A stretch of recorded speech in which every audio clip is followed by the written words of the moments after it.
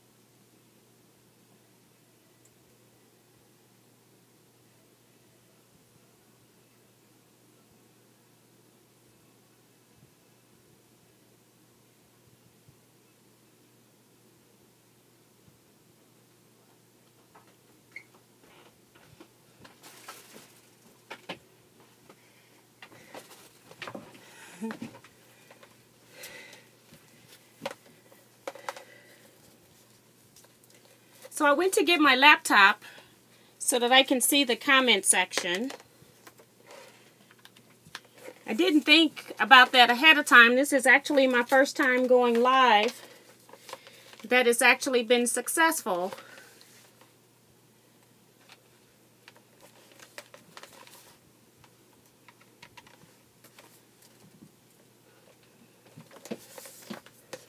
I'm actually recording on my iPad, and I can't see the comment section.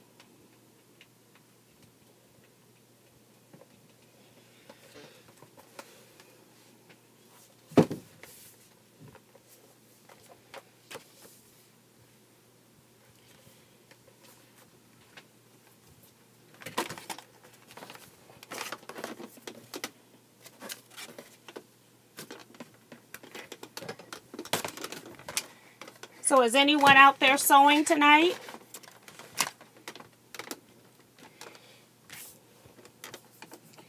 I'm sure most of my USA people are about getting ready to go to bed.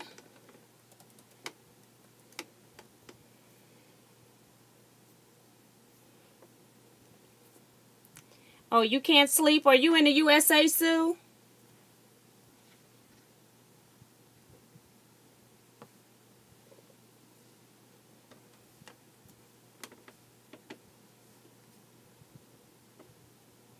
Oh, okay. I didn't know that.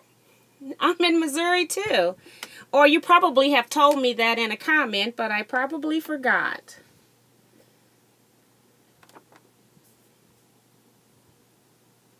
I'm almost got my laptop booted up. I'll show you my fabrics in just a minute for my block.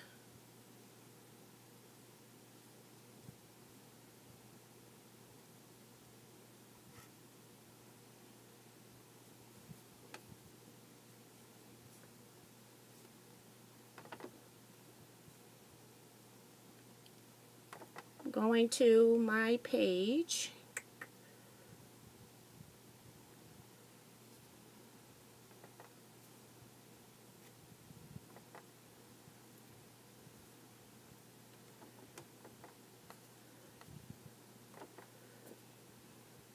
Okay, that's very strange. I can't see my YouTube page.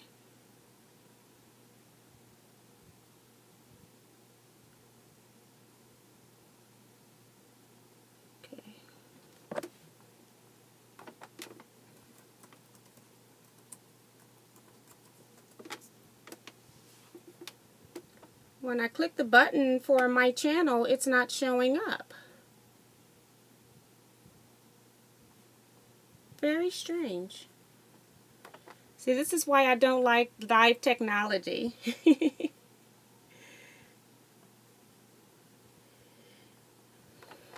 I'm trying to get this figured out so that I can do some live broadcast.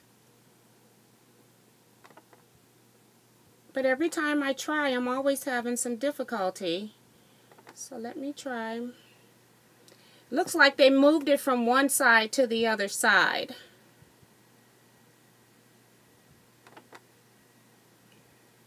So, hi, I see I got a couple more people live. Hi, Belinda. Hi, Belinda.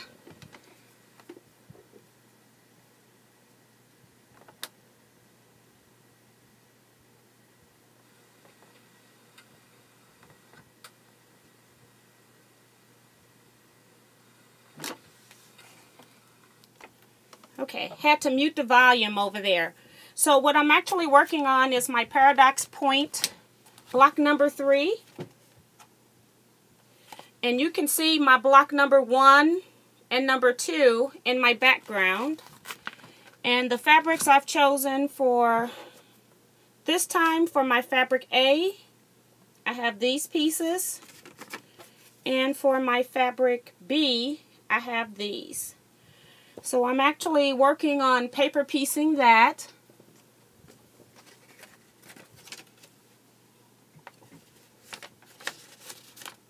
So here's my paper. Belinda's working on a lavender, purple, and yellow baby quilt.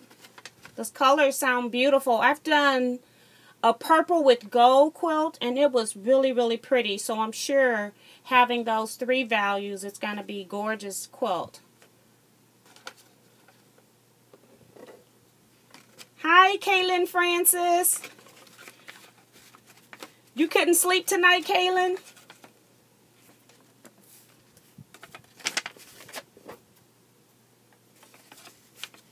Oh, you're working on a purse? Do you know the pattern, Sue? I love purses.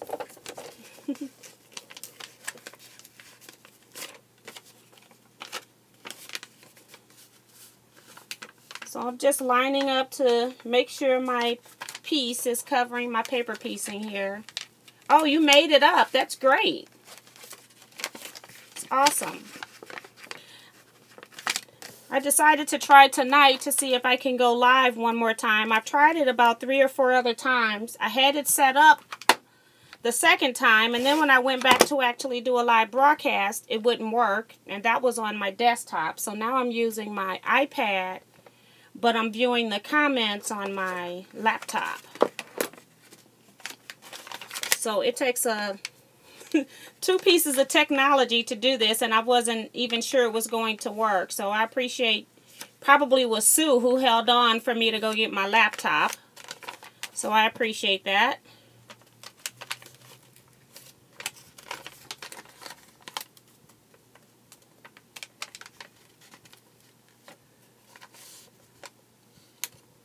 What's too early, Kaylin? I know you have trouble typing in your comment field on your computer system.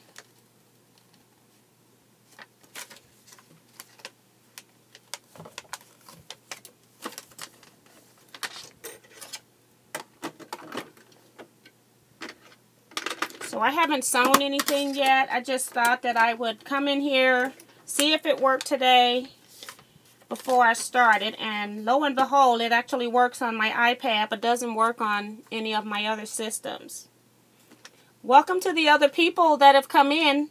Do you have any projects that you're currently sewing, or are you up sewing? Let me know what you're working on.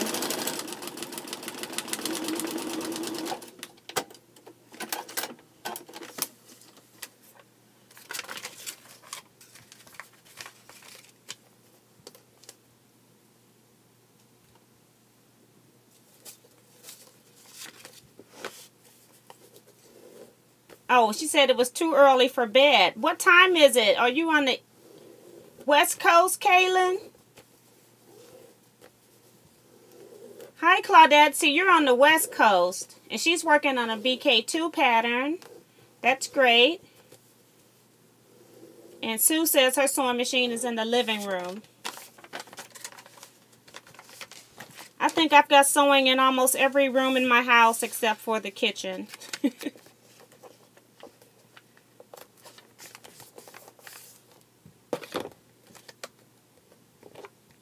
And her computer is in the bedroom. Okay.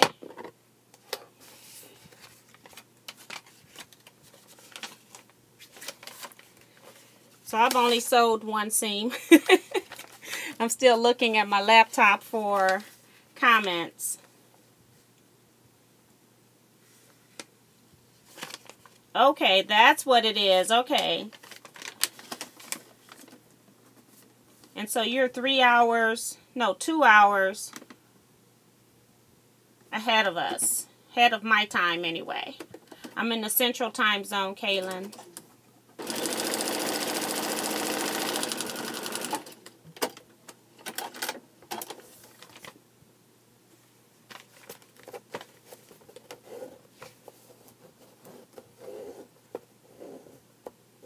Seattle, Washington. Okay.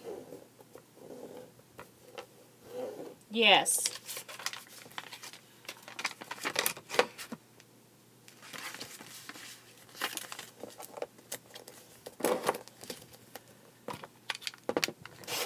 I'm sorry you can't see what I'm doing here. Since I'm using my iPad, I can't control where the camera is angling. Anybody else working on any sewing projects tonight? Oh, you're in Warrensburg. So you're pretty close to me. That's not that far.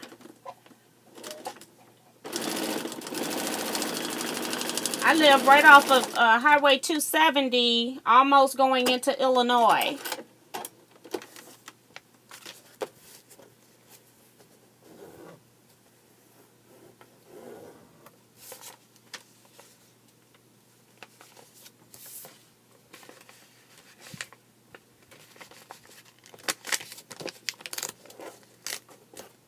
So I've got 4 pieces on. I'm working on my 5th piece.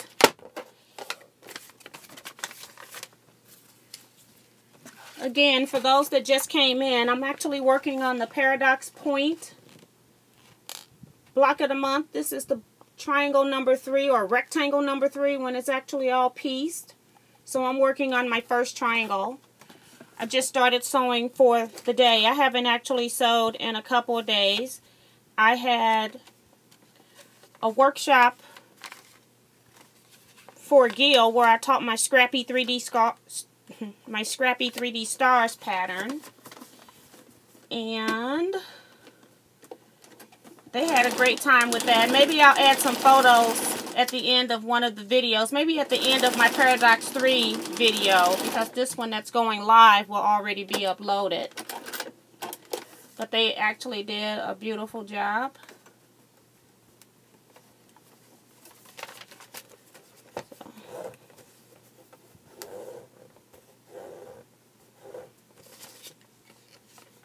So this is what I have so far. My next piece is going across this way. Sue, I'm so used to just jumping in my car and going to where and what I need to do that I don't even think about the drive. That's about, it's like an hour or so from my home. But, you know, I've gone to Troy, Missouri for a Longhorn machine quilting meeting. So it's all relative to what I want to do.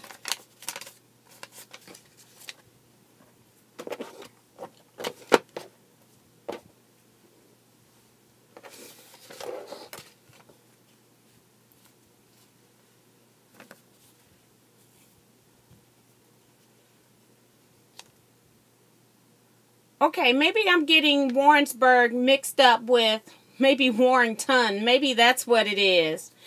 So how far are you out Highway 70 or out Highway 44?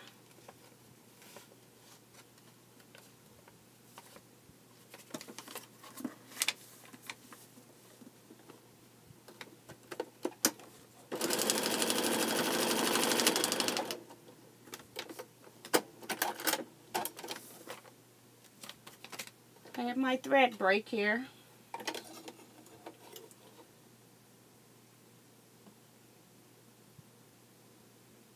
Okay, so then it will, if you're that far from Kansas City, on the east side, then I am 3 hours away from you because it takes me 2 hours to get to Columbia.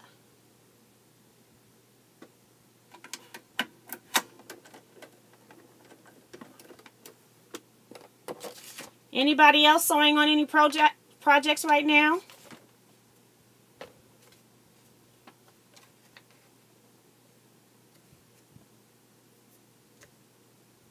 Okay, so then I am 4 hours away. For some reason, I was getting you mixed up with Warrington and Warrensburg. I thought Warrensburg was close to Warrington, but it's not. Okay.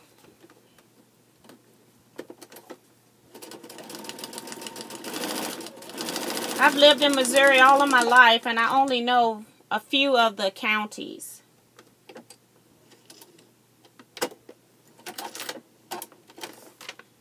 Thanks, Kaylin.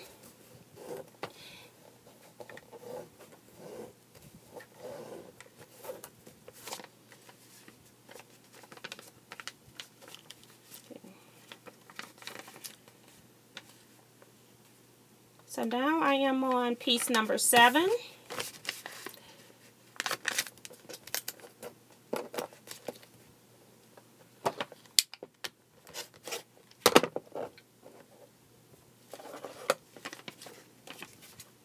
Oh, you were working on a baby quilt earlier?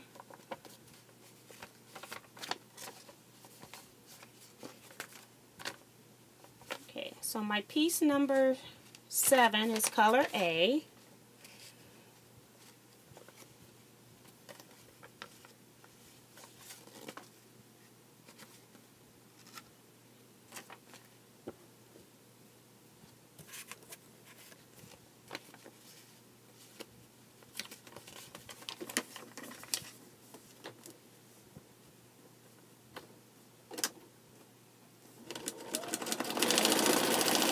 Anybody else is up tonight? So where is everyone from then? So I got Sue from Missouri, Kaylin who's in Washington. Where are my other viewers from?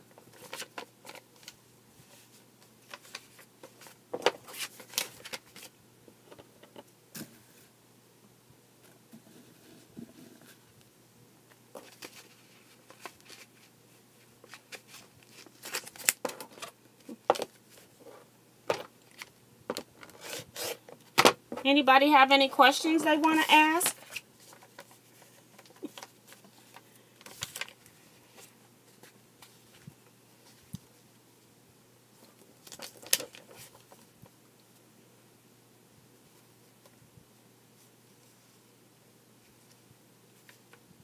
So we got someone that's from Fremont, California. And she's working on the forever job of cleaning my sewing room. Yes, I hate it. Mine's is quite a mess right now. I have not had time. The last 2 months have been hectic for me. And then September is my Guild's quilt show this month. So I've been quilting a lot of the members' quilts for the quilt show.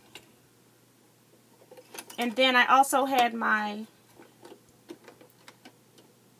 I had a lecture and a workshop.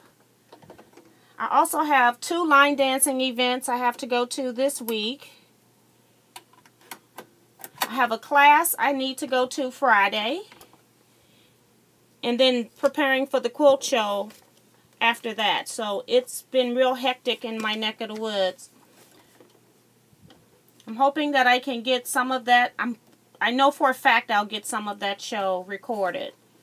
And then later on after the show, we have the Springfield Long Armors show called MQX. It's in Springfield, Illinois, which is only about 2.5 hours from my house, so I'll go to that.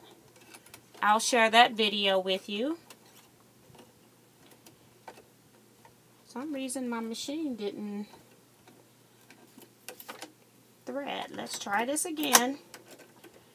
And then, I don't know if any of you all know that AQS is having a second show per year. And this September will be their first show. And I'm not sure of the actual date But if I'm available to go, I will probably go to that. But it will probably have to be on a Thursday, because all of my weekends are taken in September. Just very busy. Is anybody going to the AQS show or the MQX show?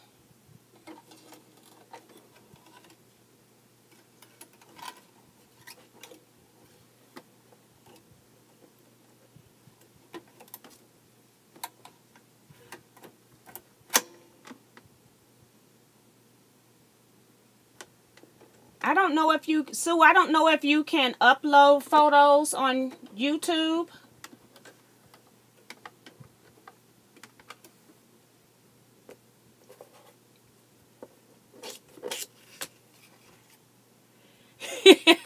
I always get asked that question about, do I sleep? And the answer is yes, I do. The funny thing is, I turned into a night owl. I actually sleep during the daytime till about 11:30. I actually stay up all night till about 5 or 5:30. That's when I do a lot of my recording. So that's why I'm sometimes in my pajamas when I'm recording.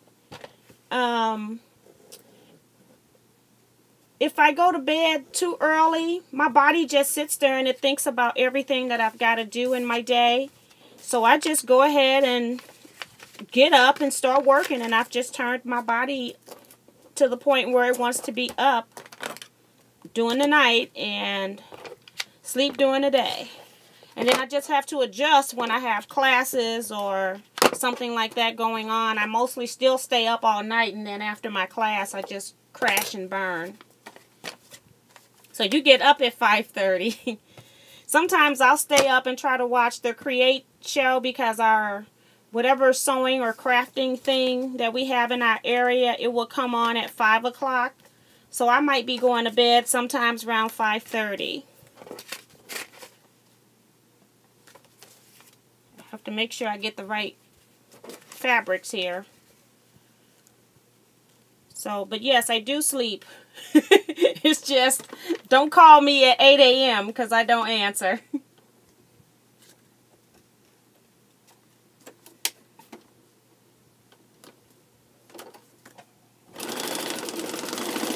I'm trying to think, is there anything else on my schedule that I missed? I still have meetings with my scrap quilting club. We meet once a month as well. Every time I break this thread, it comes apart. So I am just going to take it out and get a spool of thread.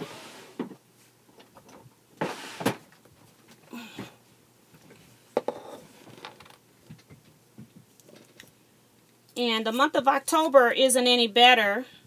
I'm a member of our state quilt guild as well, and they're having a retreat, but I'm so busy that I can't even go to that. I have a lot of workshops and lectures scheduled, and then some personal things as well.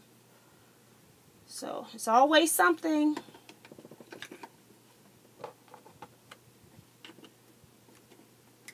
So I'm just changing my spool of thread to one that actually is on my machine instead of one that's on a external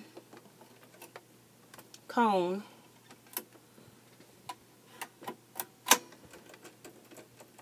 Because every time I break the thread from this paper piecing, it comes out.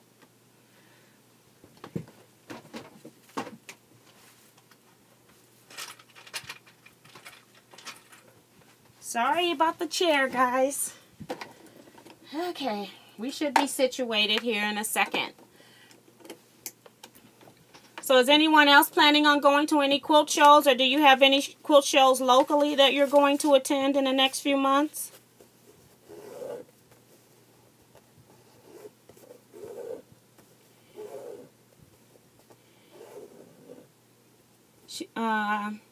KK could, I don't know if it's Kaneshiro. I don't know how you pronounce your name. I probably just really butchered it.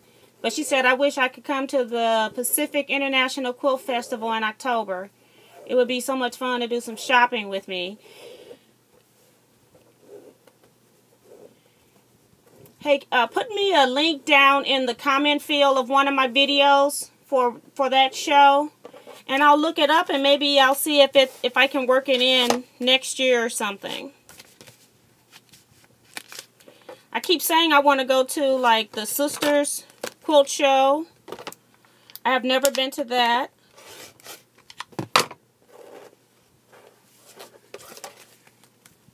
Oh, that's pretty cool. She went to the Madison Quilt Show a few days ago. That was Sue.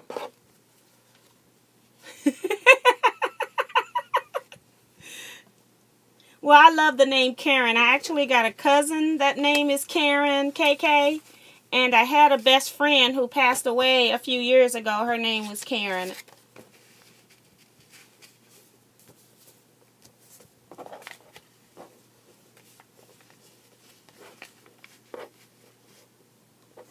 So I'm looking to see. I need color A. I don't want to put the wrong colors while I'm talking to you guys.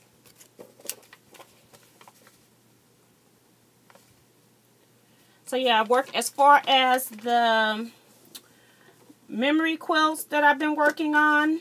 I haven't done a whole lot more. I still just have the 2 that I machine quilted. And I have the... So that's the 3rd quilt because I already gave her 1. And then I still have the 4th one where I have pieced the rows. I got them to the point where I only need about 6 more row seams and I'll be done. And I'm waiting on her, the lady who ordered the quilts, I'm waiting on her to get back with me about what to put on the labels for the other 2. That's why those 2 are not completed. And then my 5th one is still just sitting in pairs.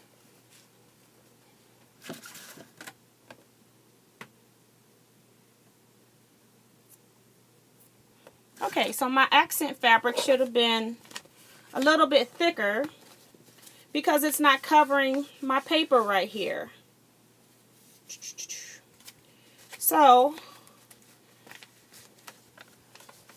yes, I cut the wrong size. So I got some fabric here. I'll recut those.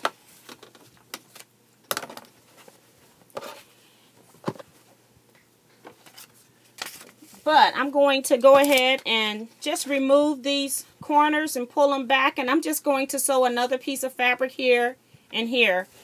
You all should know how I do it by now. I make it work without taking everything apart.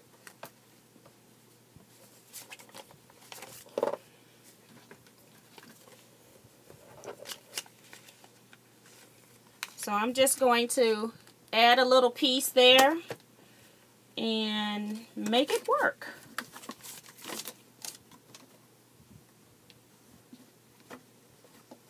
Gotta be flexible.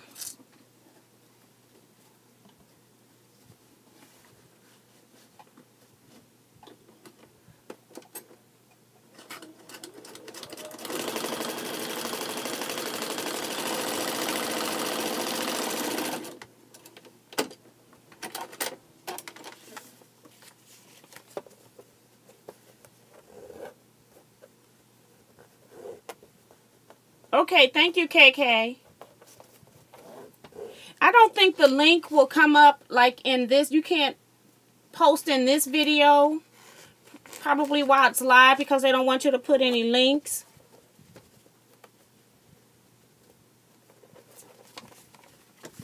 But I appreciate that. I'll look into that because I need to plan trips like that way ahead of time if I'm going anywhere. I've been to Houston once, and I haven't been there in a long time, and I did enjoy the Houston show as well. Has anyone else been to the Houston Quilt Show?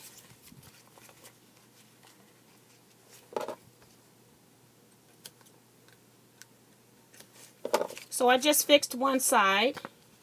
When this is pieced in, this seam is actually going to be in the seam allowance and you won't even see it.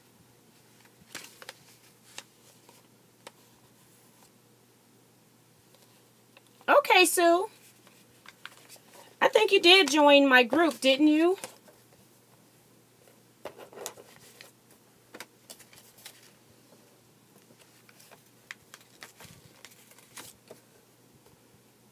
Okay.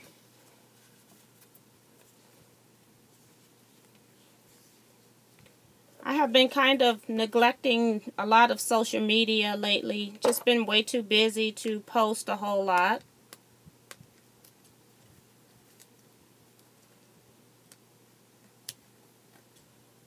You talking about the you just joined the TeaQuilts group now?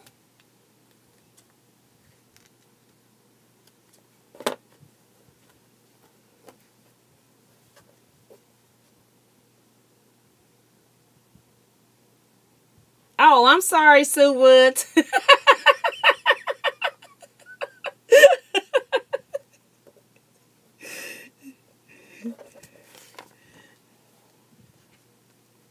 Okay, great. Then you can just post straight to the group.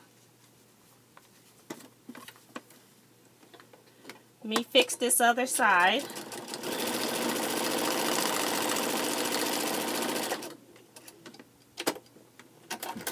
See, when I put that thread spool that sits on the actual machine on here, now when I break my thread, it doesn't pull the thread out every time. That was beginning to get annoying.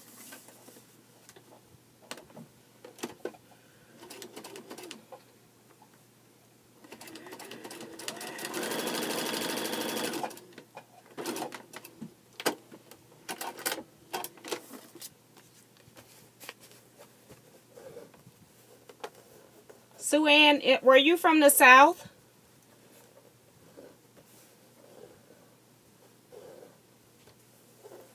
The only reason I asked is because my family is from the South.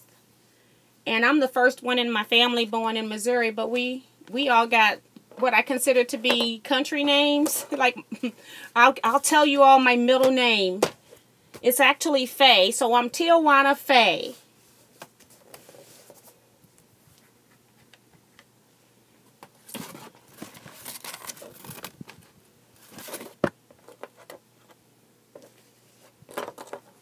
We got a lot of females in our family with male names like Jimmy, Billy.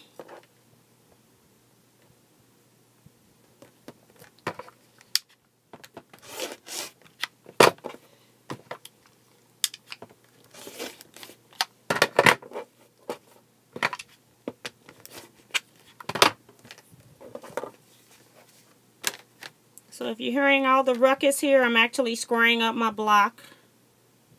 My rotary cutter and mat is right under the video camera.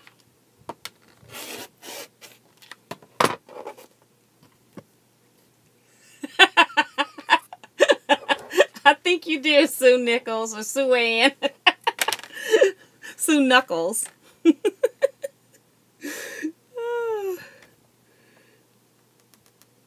No, I think the only strange thing we had was just a lot of girls with male names. And I was sitting up here trying to think of other ones, but I'm just blocking them. Oh, Willa. We had a Willa Mae. Anybody else want to share what projects they're working on?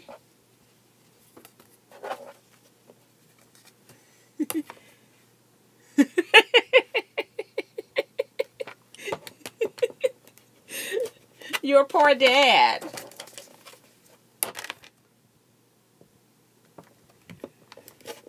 It reminds me of those commercials that are on television about people with the funny names. I don't know if they're aired in your area. Okay, here's my piece. And you can see where I had to add on pieces because I didn't have my accent strips cut wide enough to handle the seam allowance on the outside.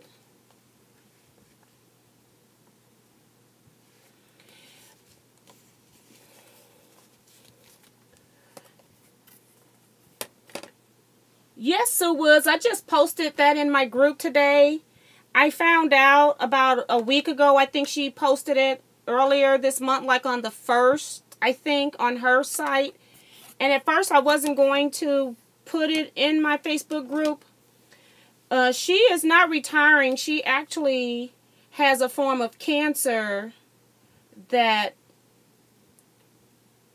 is recurrent. She left with one particular type of cancer, and then I think she contracted a second type of cancer, and she was cancer-free for a year or so, and then the cancer came back very aggressive, and her doctors just recommended that she not do any treatments. And if you go to on Facebook on Nancy Zieman, she has a link to her blog where she has a whole letter to her viewers, which I thought was very nice of her to do that. Very considerate.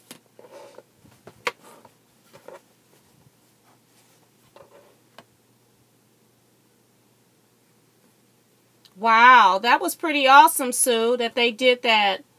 She's been an icon for me. When I first learned quilting, I came from a sewing background, so I basically taught myself the majority of what I know on my own, and then I took 2 classes, and that was about it. And the rest of it, I just kind of watched PBS to see what was going on in the quilt world. Oh, wow. I may have to look that up and see if I can find that. You talking about the Madison show?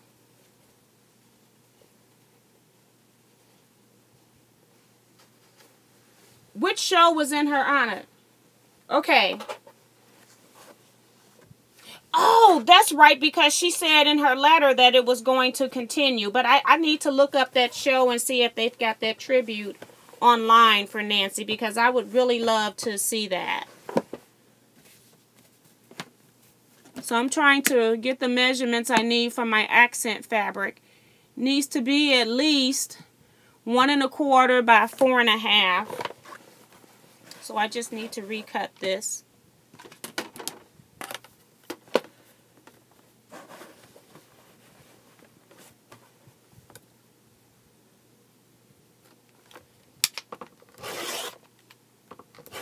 So I was a 1/4 inch short. I think I cut 1 inch pieces when I cut this fabric, and it wasn't wide enough.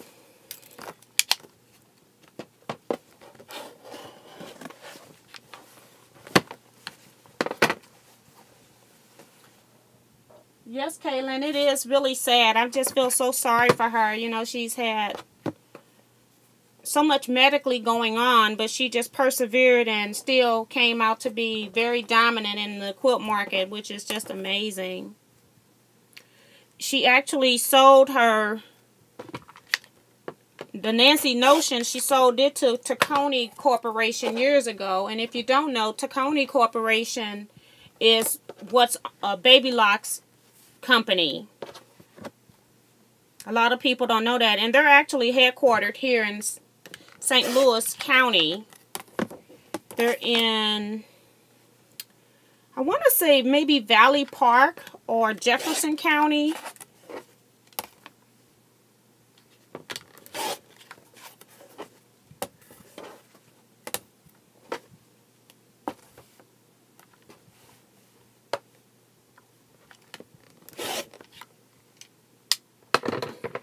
Yeah, I want to say she sold that to Tacony in like 2003.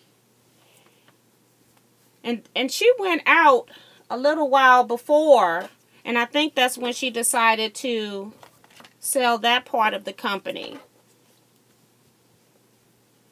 Sue, I'm in Missouri. I actually live in St. Louis County.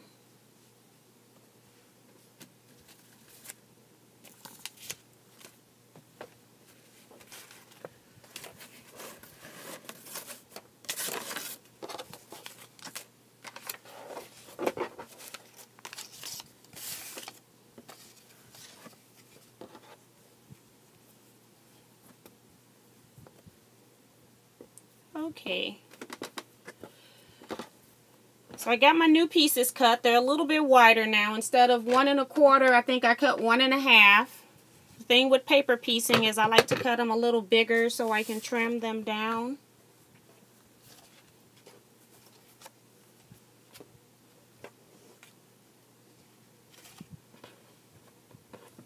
So what other shows should I attend? Sue Ann, what show in your area is a big show?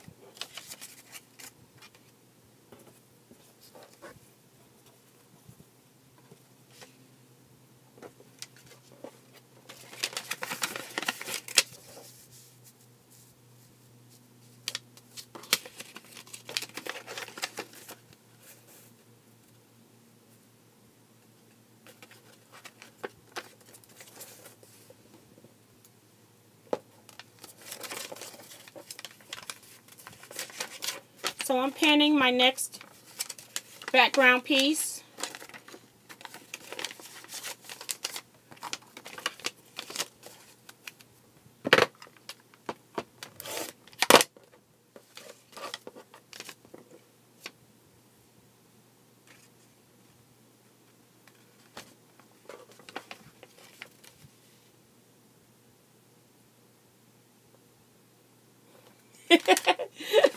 You know, Sue Woods, that's my least favorite thing, is squaring up.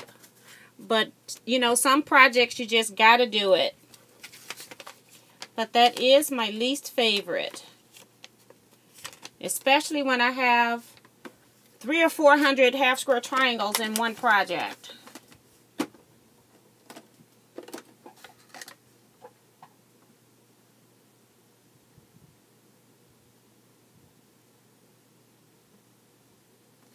Okay, she said their big show. So I'm trying to go back through my news feed. So Sue Knuckles. So Sue Ann, she's saying that they have a quilt show in Warrensburg every fall, is usually at the First Christian Church, and I'm assuming that's the one that you just went to last week.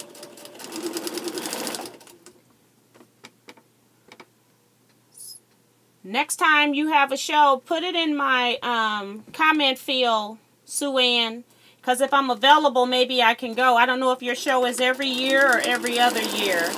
And do you have any online links for it? Sometimes I'll post links for quilt shows into my Facebook group so that I don't forget about them if I want to attend.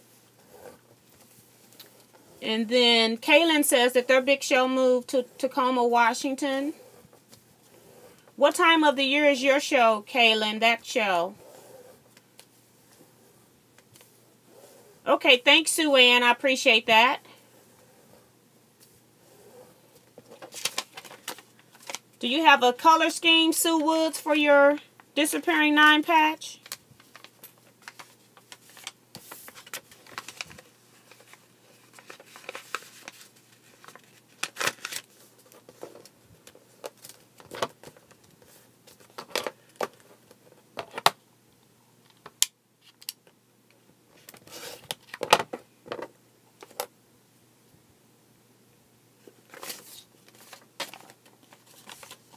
So I'm looking at my laptop and I can see it's kind of delayed. So if I'm not getting to your questions or it seems like nothing is happening, I'm kind of reading and waiting over here.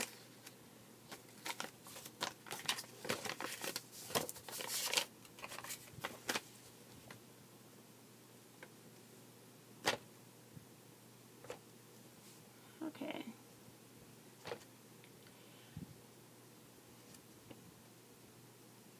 Hi, Eric Oda.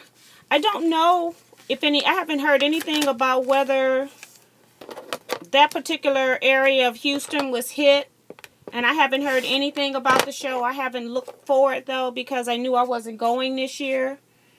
If anybody else knows, please help in the comments section.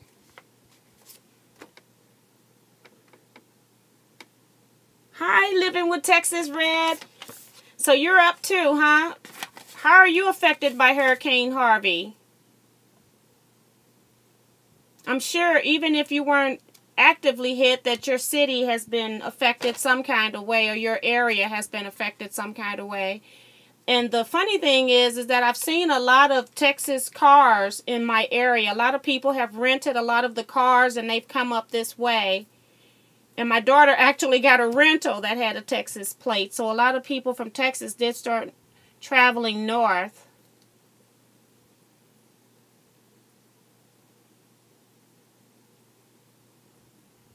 Okay, Sue Ann. Thank you.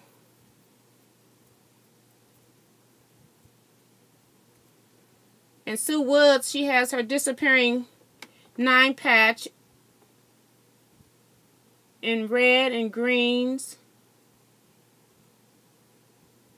Oh, that's pretty cool.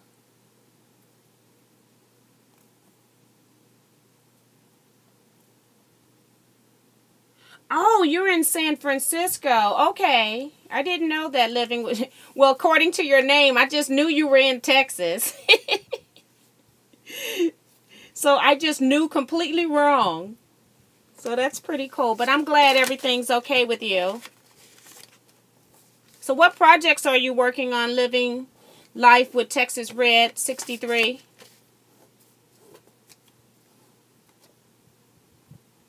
Yes, I know the Houston Quilt Show is not until November, but, you know, it takes a long time to clean up after a flood if any of those areas were affected.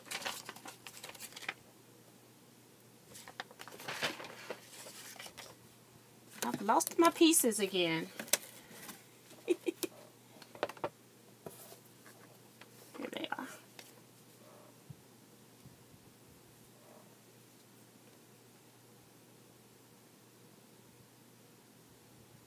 Oh, wow. So, Sue Woods, were they able to get in and out of their area without any problems?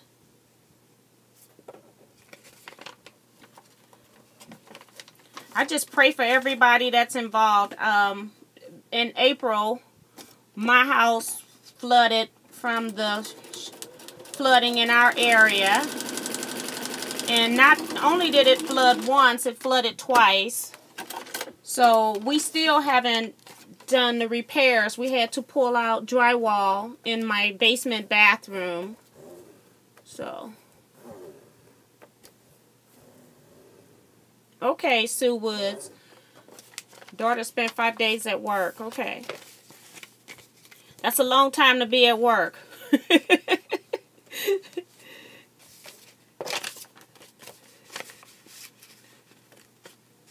I liked my job when I was working, but I did not want to be there for 5 days.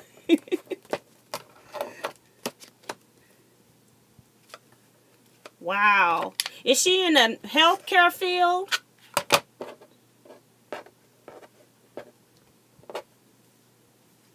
Hi, Rhonda. We got somebody from the east side. We got Philadelphia.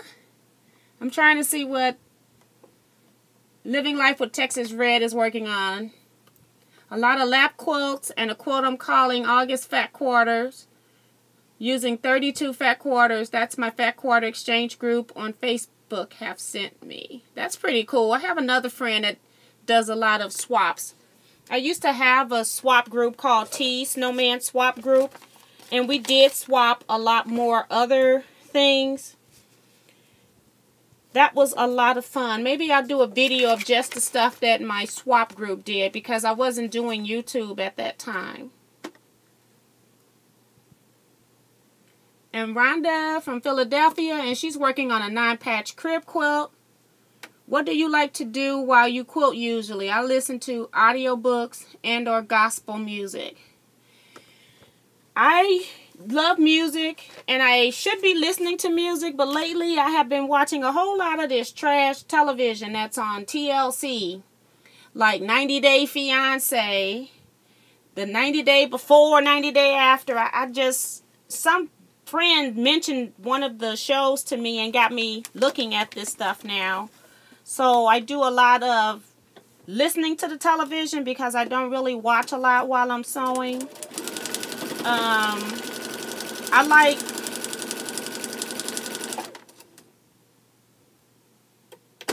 those type of shows. I mostly just look at that or HGTV because I like a lot of the home shows, house hunting. I'm amazed at the people that go small.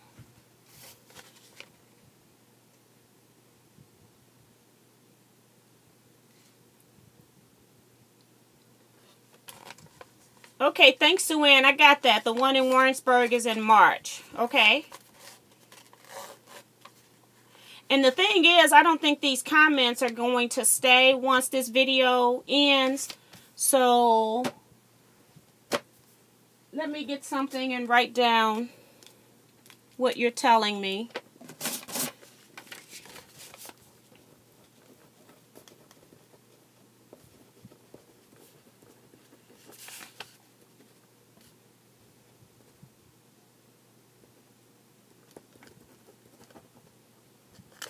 So try for March 2018.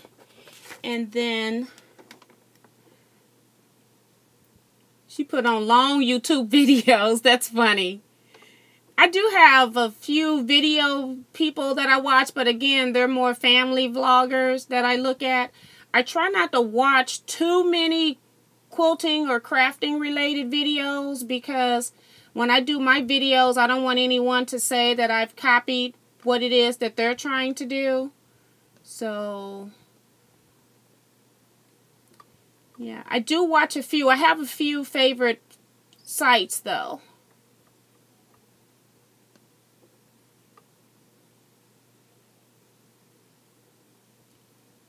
Hi, Claudette. I missed you before. I don't know if you're still here. I see she's saying she belonged to the African American Quilters of Los Angeles. And they're having their show November 4th in Carson, California. The first weekend in November is always bad for me because I have my line dancing group, and every year we have our own line dancing event, and we have people that come from out of town for that. We have about 300 to 350 people that attend our event, and we go from Thursday night through Saturday. I'd say midday Saturday, about 5 p.m. we end, I'd say. So that weekend is really bad for me. Is anyone planning on going to the Paducah show this September?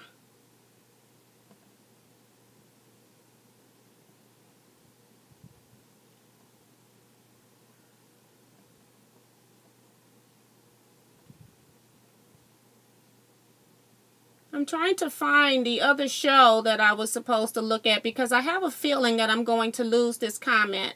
If you put down another show you wanted me to visit, I think it was on the West Coast. Can you put that back down in the comment section again? I'm going to go all the way to the bottom. Hey, Claudette, I'm glad you're still here. Sorry I missed your comment earlier. Rhonda, you've got to go to a quilt show. Even if it's a local guild show, I find even going to some of the church shows, they have quilts that are into the pews. They're just wonderful. They're great inspiration. They have quilts there that are of all skill levels.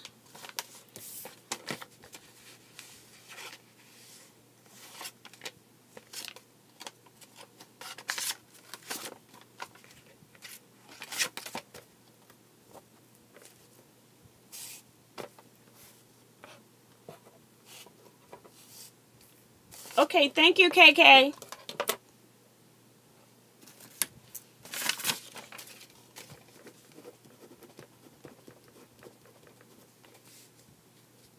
The Pacific International Quilt Show.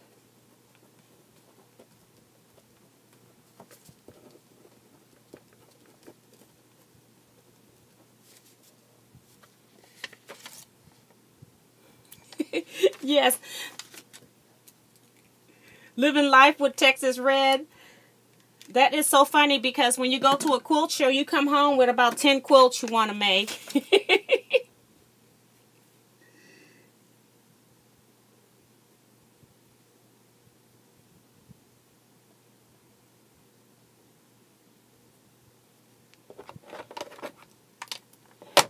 Yes, Sue Woods. My mom just had hers done. I had to take her to get hers done. She did one eye at a time, and she can read very well now. She doesn't even need reading glasses. They told her she could go get some magnifiers, the smallest strength, at the Walgreens. So she's just really happy. She doesn't even need those, though. She hasn't even purchased anything. Okay.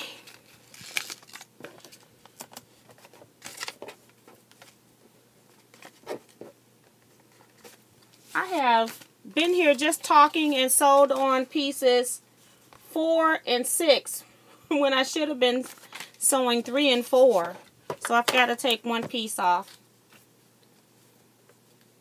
My mom does not quilt.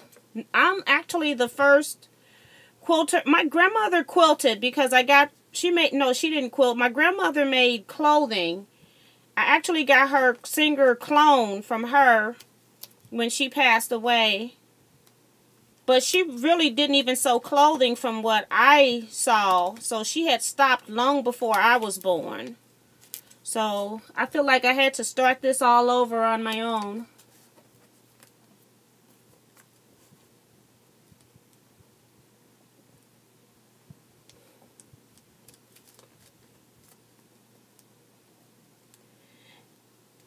Yeah, I think most people think us quilters are strange because we actually take perfectly good fabric, cut it apart, and then sew it back together again.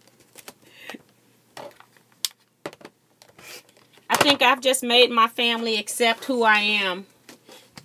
I think when I first started, they thought I had completely lost my mind.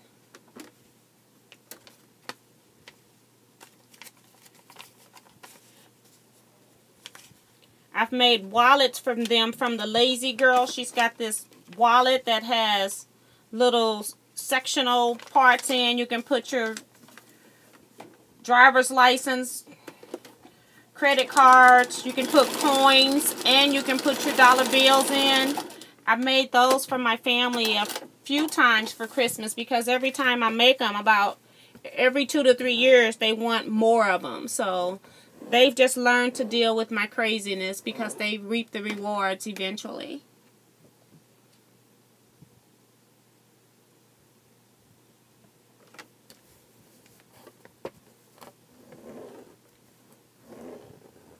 Oh, wow. So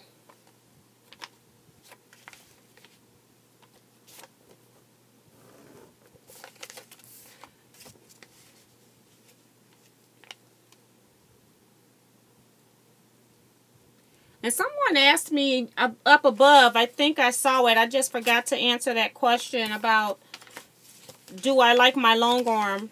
I actually love my long arm, and I wouldn't trade it for any other quilting tool that I have currently. Just not having to get on the floor to baste a bed quilt, it's just awesome. It was such a chore. It takes up a lot of real estate in my house, but I just had to regroup and figure all of that out. But I wouldn't change that decision.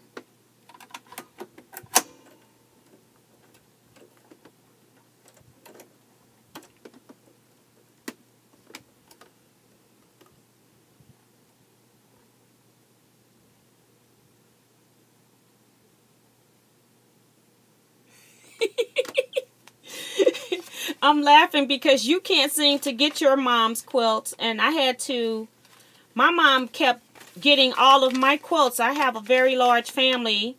My mother comes from 12 siblings, and I'm trying to trim one of my sections. Hold on just a second. I don't want to trim the wrong thing.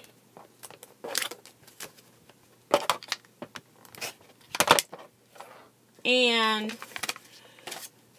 I decided I was going to make a quilt for everybody. Well, you've got my mom who has 12, and then all of those 12 siblings who have children. And I've even done some of the great and great grands of my grandmother. So we're in 5 generations until my grandmother just passed a couple of years ago. So I have been making quilts. I have made at least 108 family quilts. I can't remember now what the magic number is on how many more I got to finish.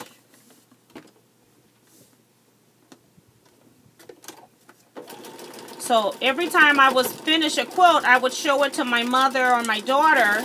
And between the two of them, one of them would walk away with the quilts. And I told them, you all can't see anything else that I work on because I'll never get through my list.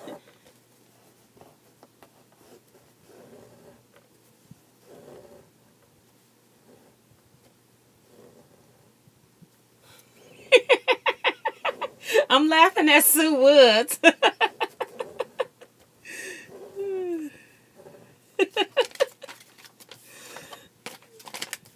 Yeah, so my mom and daughter are my biggest supporters, but they also try to take everything that I make.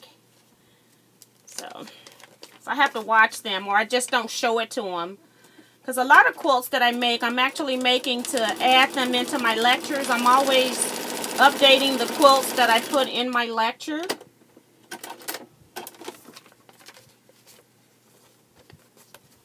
Can you all hear me pretty well when I'm sewing?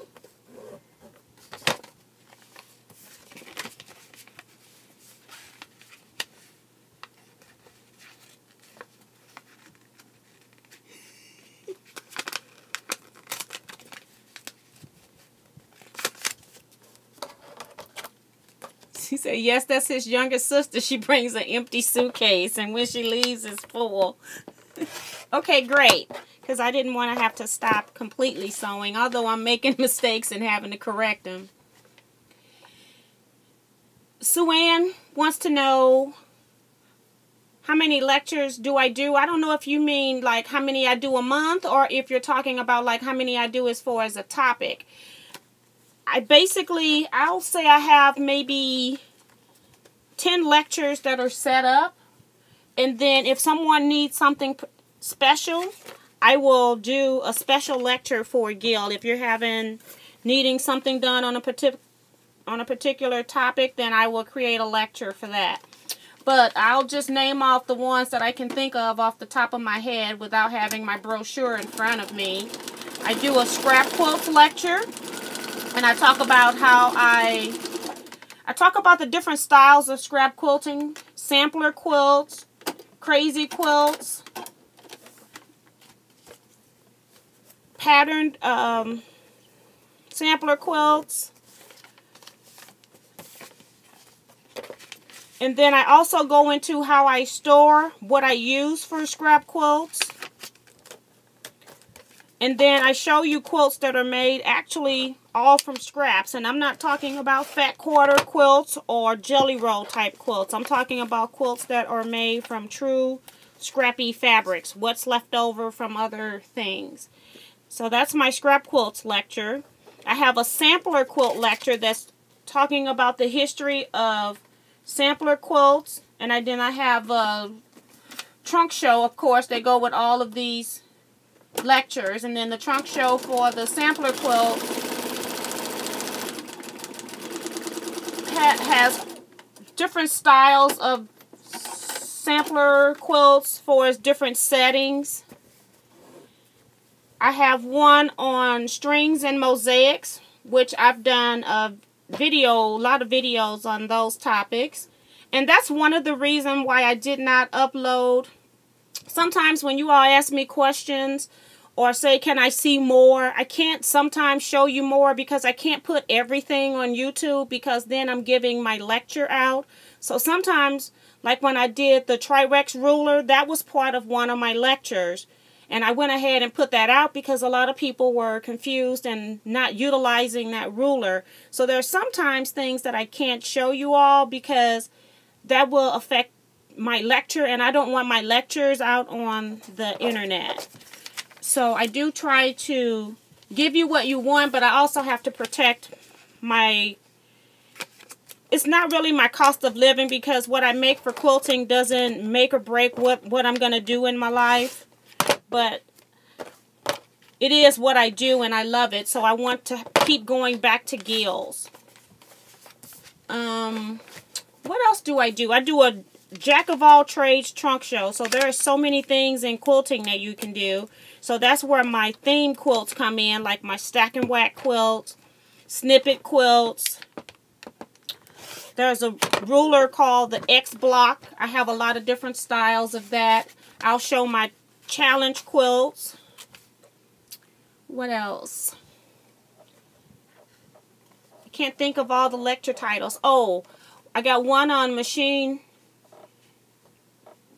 I can't remember the titles. Machine embroidery, but it's mostly from a quilter's perspective, not just a, regular drop your embroidery into a quilt block and just let it be freestanding. So I talk about that.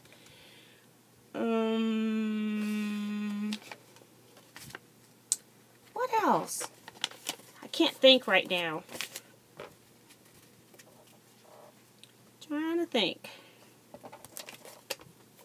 I've done my pattern, the Exploding Star. I've done it as a lecture, which I thought was very strange, but if people ask me for something, I try to be very accommodating, and it ended up being a very nice lecture. So I was pleasantly surprised, and a lot of people understood what I was doing, but it was almost like giving a workshop as a lecture. The log cabin part of the log cabin quilts come into my scrap quilts lecture. I actually show about 5 or 6 different log cabin quilts in that lecture. The crazy quilts are in the scrap quilting lecture, although I've only done one official crazy quilt. I want to do a crazy quilt that's for my family, having a block for every family member. That's just going to take me the rest of my lifetime, and I haven't even started it yet.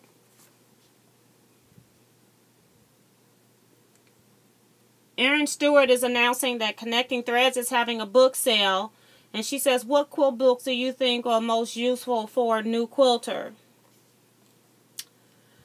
I have... Hold on for a second. Don't go away, y'all. I'm going to go get a couple books.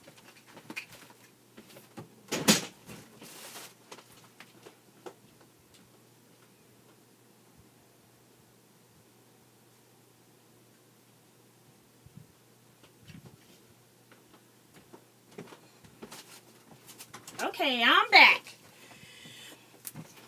And I just had these out because I just went to a lecture for my scrap quilting. And when I'm at my scrap quilting, for people starting out, this is the weirdest book that I've ever put on my list.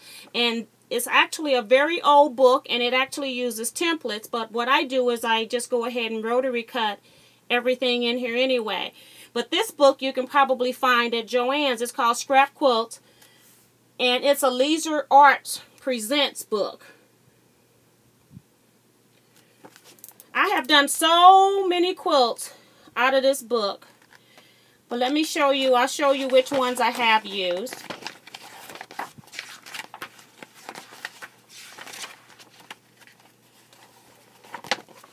I've done this little mini hearts.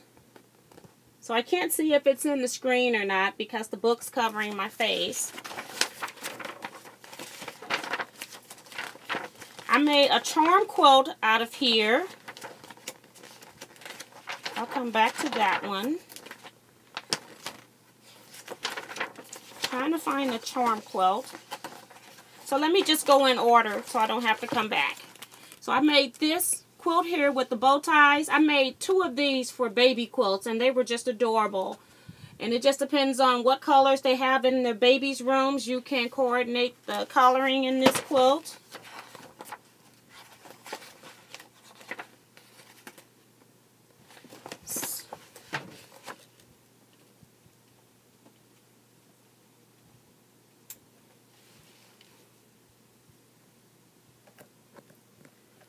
I'm getting a low battery announcement, although I have my iPad plugged into power.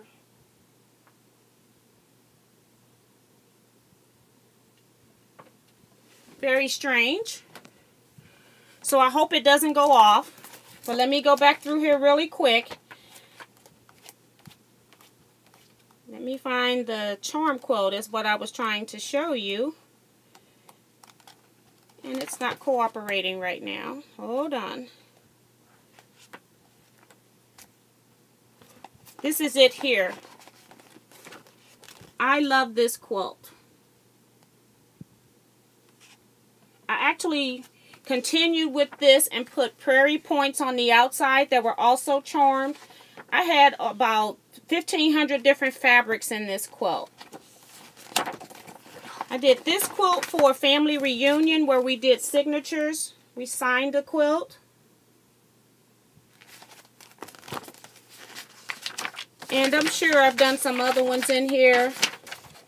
But I'm just going to go to the next book just in case my iPad goes dormant. Any of No, this is the Nickel Quilts book. They have Nickel Quilts and then Nickel Quilts 2.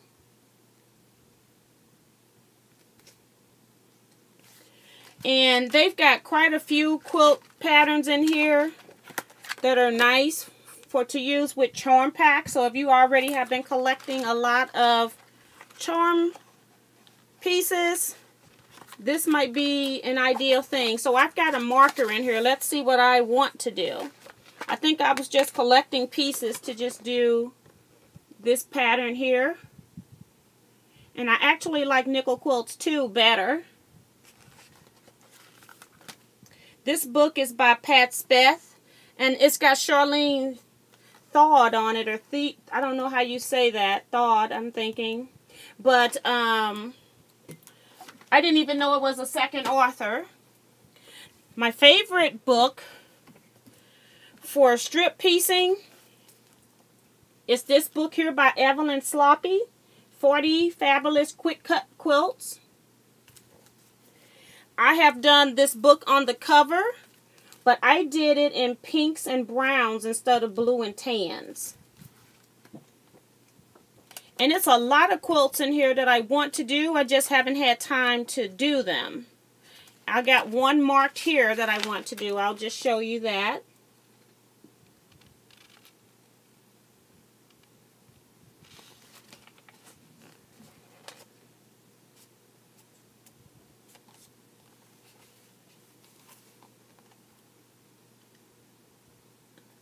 Sue Woods is what easy?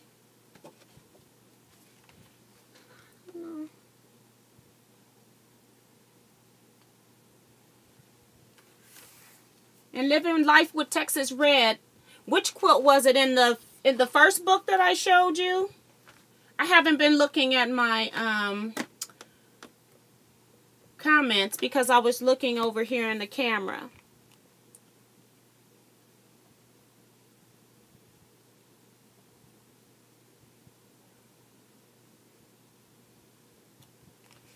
Okay, Sue, so she's saying she doesn't buy any charm packs.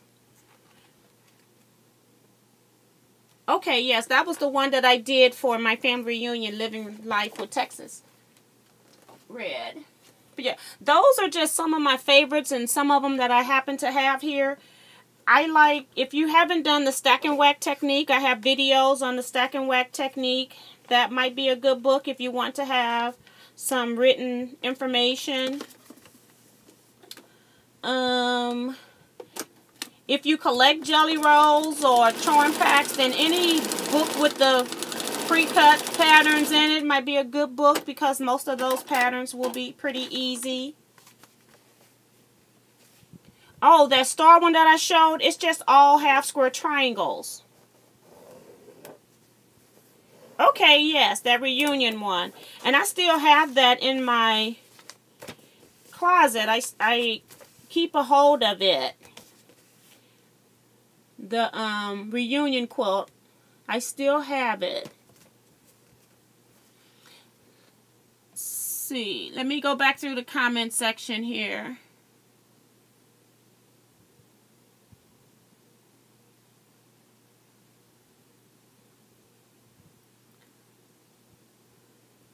Rhonda is asking, she's saying she has a Baby Lock Tiara 3. How do you feel about the sit-down long arm machines?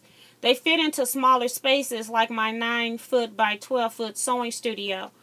I have a couple of friends that have a sit-down long arm, and they love them. They don't even base their quilts down. They just start in the center, and they quilt their way out. And one girl said that was the way that she was trained by the person who dropped hers off and set it up for her. So I thought that was pretty strange, but and her quilts, when I see them, they don't have any puckers or anything in them, so apparently it works for her. It's still nice because you have a stable head. You're just moving the fabric under it, but you've got a lot more workspace. So I say whatever your workspace is conducive to having, then that is beneficial for you. That's going to help more than trying to quilt on a regular home sewing machine when you're trying to make bed quilts. So if you're able to do that, I would say go for it.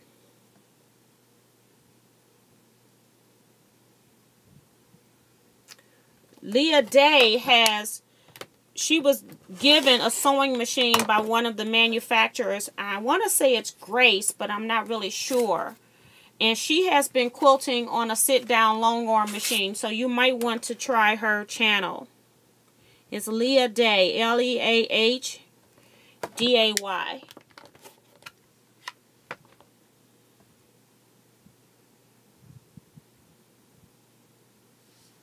Can I show the second book again?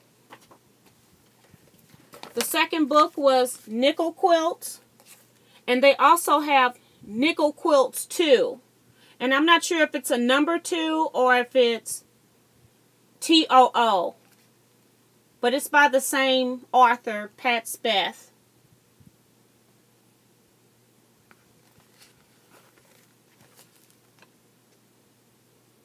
Okay, thanks, Eric, for sharing that information. I don't know if your name is Eric, but that's the name that's popping up. Bye-bye, KK. Have a great evening. Oh, thank you so much. I appreciate that. Bye-bye. So, yes. So, here's my second triangle.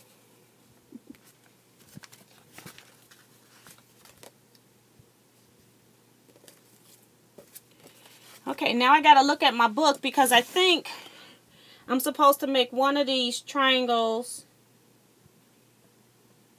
Oh, they're actually all the same. Sometimes you have to make a reverse triangle. I had to make sure I didn't need it reversed.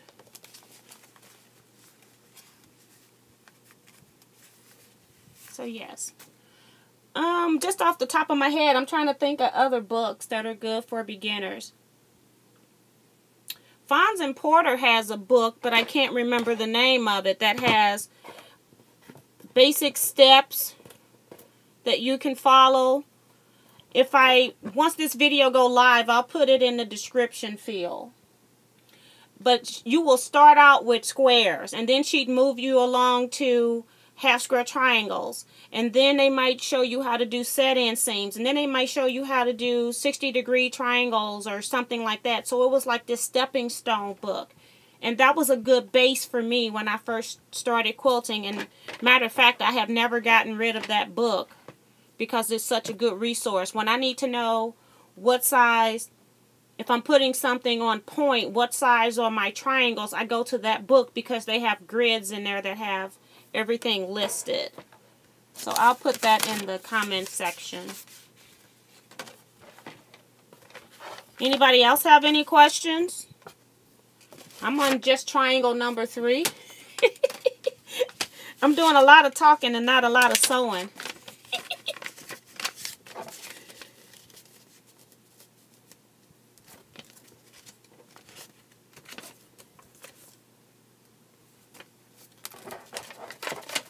But I'm enjoying chatting with you guys, so I'm okay with that. I'm just trying to get this video up so I at least have my Sunday video up. My Monday videos are kind of iffy right now, just depending on how my life is going.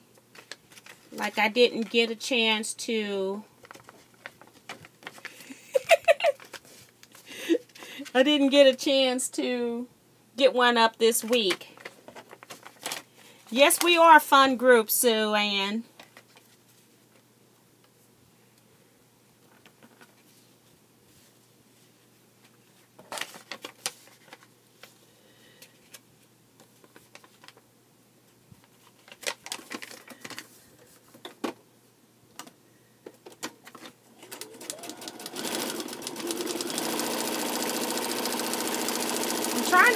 I'm not talking because I'm trying to think of other books.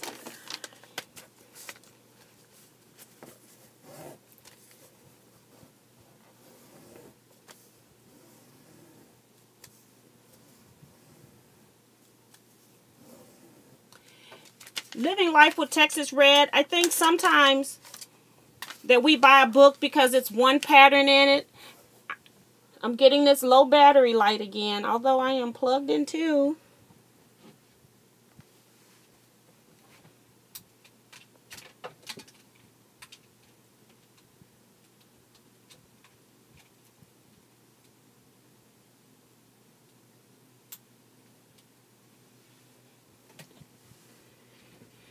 I got 5% battery now. And it's plugged into the charger, so I don't know what's going on. And I have my sewing machine into the same charger, and it's working just fine. So if we go away, just know what happened. But what I was going to say about books, if you are buying a book just for one pattern or design, I think I would just stay away from that. If you can find a book where you know that you will do more than one project in that book, then that might be the book for you to buy. But if you only find one thing, maybe you need to see if there's a pattern or see if it's something similar that's free online or something like that. I got a lot of books, and I haven't even used a lot of the projects. The ones that I've just showed you, I have made projects out of those books or been inspired to make something else by those books. And I do have that book called Quilts, Quilts, Quilts, Kaylin, and that is an excellent startup book as well.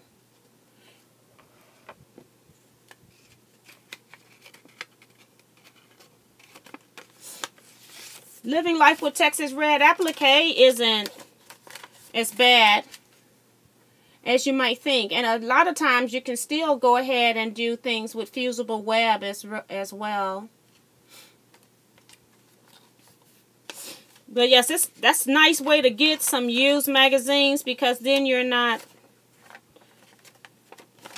putting all of your money into the, you know, getting all of those subscriptions, and then you're more apt to pass them along when you're done.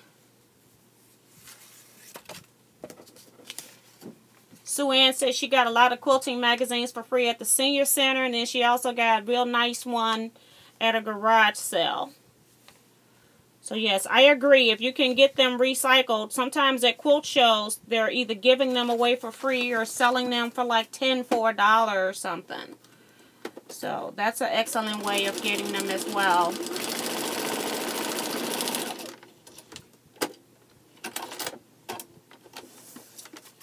I can't remember what the Quilter's Patch book is, Heather. I probably might have it. I have no idea. But that's great that you can give them a referral on a book to use as well.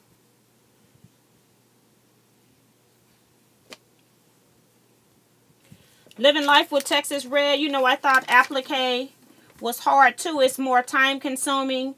And I actually prefer, when I do hand applique, to do the basic needle turn applique, and that's because I don't have to do as much prep work to get started. With the other styles of hand applique, when they start ironing the stuff to freezer paper and pressing the edges over and all of that, it takes a lot more prep time. So I can get started a lot quicker if I just go straight to the needle turn applique. So it's just all a part of preference. I actually made the Dear Jane quilt, and I use all methods of applique in that book.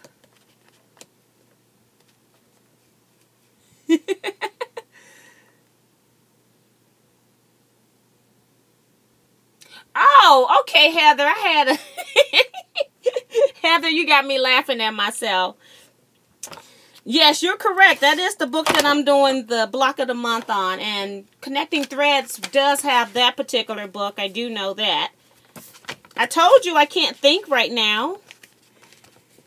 I'm trying to read one thing, look at the other over here, and then read over here. And I'm just losing my little mind and trying to quilt at the same time. And talk to you guys, which I'm having a great time. But that is too funny. So, Living Life with Texas Red want to know if anyone has started on Xmas quilts yet.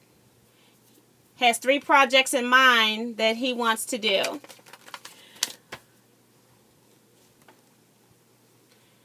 I need to start working on those wallets. I haven't done anything else. Sue Ann's got, the one I got at a garage sale was 3-ring binder called Best Love Quilt Patterns. Rhonda, she just started Leisure Arts Floor Quilt from Grandma's Cupboard by Michelle Blackhurst. I haven't heard of that. Okay. So I haven't heard of that one. I have done the Christmas quilt that was one of, it's an old quilt pattern. I don't know if any of my quilters have been quilting for at least 20 to 30 years. It was one that came out in the mail where they sent you 2 or 3 months every 6 weeks or so. I've done that quilt, or my version of that quilt, because you all know I change stuff up all the time. So it's like that quilt, but not exactly. But as far as this year, I haven't done any Christmas things yet, but I do need to get started on that. And I think I'm just going to do some wallets, and I might make some little tissue holders. I thought I might have one here, but I don't think so. I got the tissues here. I'm going to use my embroidery machine, and I'm going to make the little pocket Kleenex holders, and then it will also hold a little mini bottle of hand sanitizer. So I'm going to make that for my family, or make it for some of my family anyway. That's it for me for Christmas projects. Well, for my Gil, I might make some little treat boxes out of my paper crafting. I have a die, and then I might put some little Christmas candies or some chocolates in there. So that's it for me.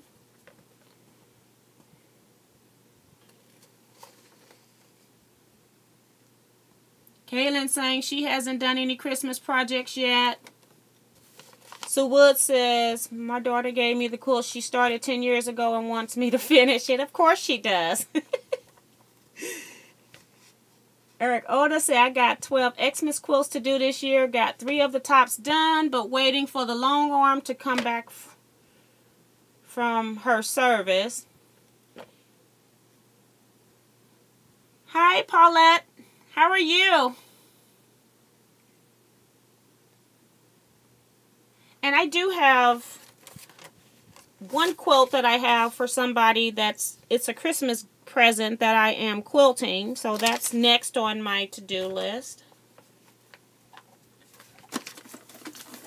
Figured I better get this block done because the rest of my week is going to be bad, so I've got to get my block done, get the video edited for this block of the month. And I'm not even sure if anybody is doing this block of the month, because I haven't had anybody give me any pictures for this one.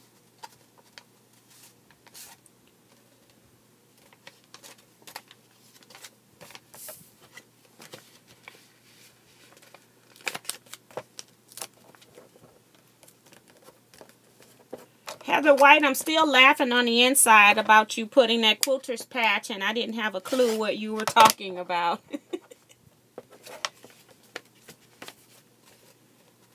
And Heather just posted, she said, I made a Christmas quilt top with one of the red print I won from you in a drawing you did. Oh, awesome.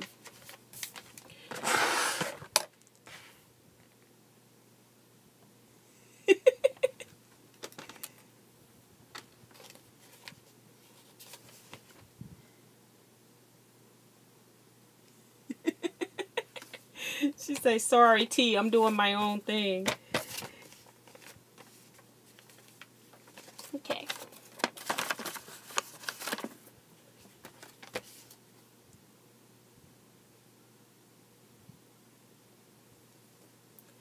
And I haven't made a Christmas quilt now in a few years. I got so many that I don't have space for them. And if I do make them, now I need to start making them very tiny so I can put them on the walls instead of on sofas or beds.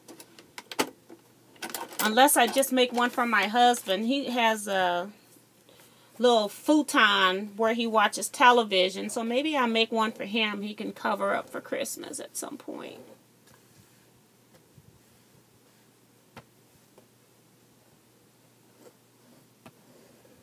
Oh, wow, Heather. That sounds really pretty.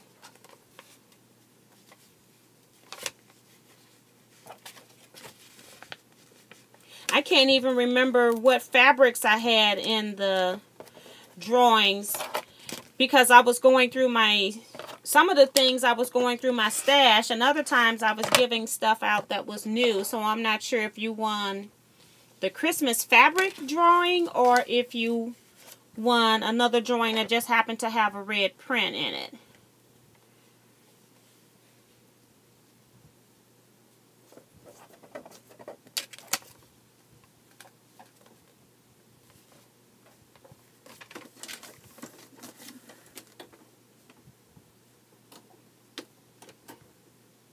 Oh, okay, then great, because I had so much fabric in there.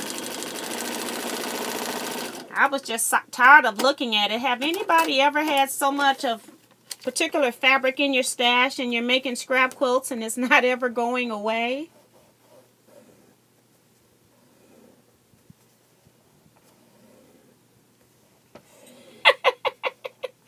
Okay, Living Life with Texas Red is giving us a challenge. He says that in one of his Facebook groups, it was posted, how many sewing machines do you have and actually use? He says he has 4 brothers, 2 manual and 2 computers. Love my computer ones. I don't even know right now off the top of my head how many machines I got. I'm surrounded by 2. I have the 2. I got the Baby Lock Elagio and the Baby Lock Elissimo is on my other side. I have the 2 Singers, that the CXL and the Singer Quantum 1000. And then I have the Singer Heavy Duty that I only use when I'm doing rag quilts, sewing belts. Trying to think what else is in this room. Okay, so that's what's in this room, but I'm only using 2 of the 5 that are in this room. And then I have the other Singer by my long arm, so if I need to repair something, it's there. So I only use it sparingly or may take it to class. And I have a treadle sewing machine that's never seen the light of day in my house. And I have my grandmother's Singer clone, which has not seen the light of day in my house. And then I have the Singer 221 that I had been using, but I need to get more comfortable with making adjustments on it. So I just stopped using it. I was using it at one point, but I stopped. So I need to get back to using that. I'm actually thinking about giving my stepdaughter my Singer XL 1000, which is also an embroidery machine. And then I think I may end up getting me a Bernina just because I think I need to get one. I need a machine that I can piece on, and whenever this Baby Lock is acting up, then I've got a sure machine that I can use for piecing. So I'm going to test drive the Berninas at some point, and it may be a year or so before I decide to buy one, but that's my goal. So I see we got other people. So I'm only using, I'll say 2.5 of the machines that I have. So, Living Life with Texas Red, how many of your 4 machines are you actually using? You got to tell us. And Rhonda's telling me yes. Okay.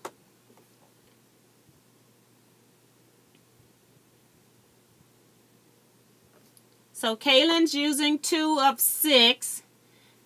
Sue Wood says she has a treadle too. I don't even know how to sew on it yet. I bought it when I was still working for retirement so that I could learn how to use it, but I haven't had a chance in retirement to use it. Isn't that funny how you retire from a job thinking you're going to have extra time and I have no time? I work more for myself than I did for my job. And then, oh, Sue, I didn't even talk about how many sergers I got. I actually got 2 sergers. I inherited my sister's serger and I had my own. Rhonda has a Baby Lock Destiny 2. So she's got the brand new Baby Lock. The Baby Lock Tiana 3, I don't know about that one. The Singer 9960, which is what I have. And then the Singer Serger that I'm using them all. Great for you, Rhonda. That's great. So Sue Woods, she says she only used 1 of her 4. Come on, Sue, you got to do something else. The way I really was using my machines is I had one machine set up for embroidery. I had another machine set up for piecing, and then I had another machine that was set up for machine quilting, free motion quilting.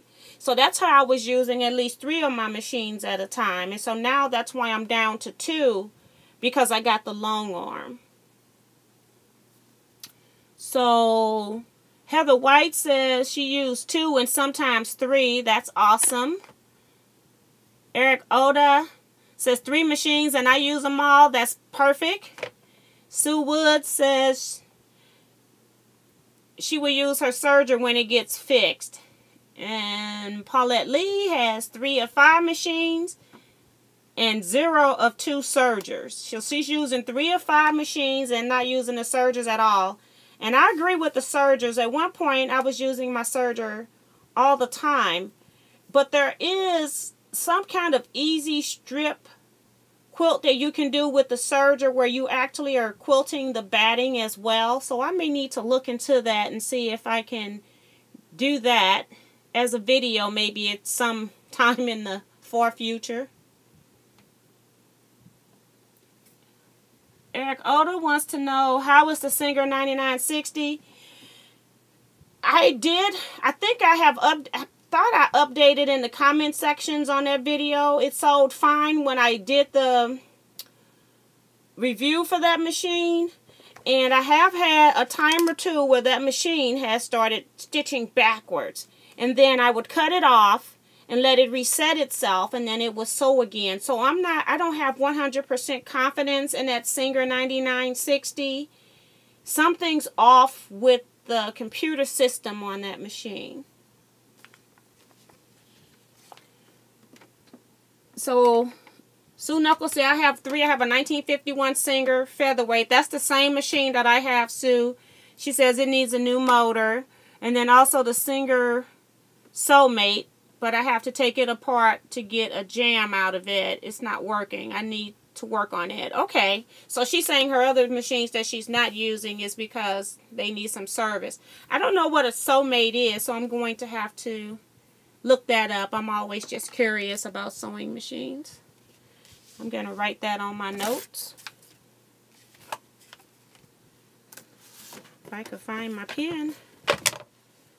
I am so disorganized. I'll just take one of my Sharpie markers.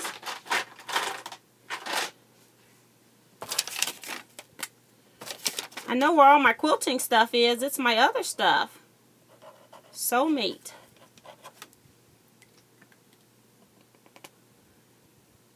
So Living Life with Texas Red works on, he's using 3 of his machines. The other one is broke. He has one at the Gill, and he just gave the brother Project Runway. And he just got the brother Project Runway. And then the other one at home. 50 ST.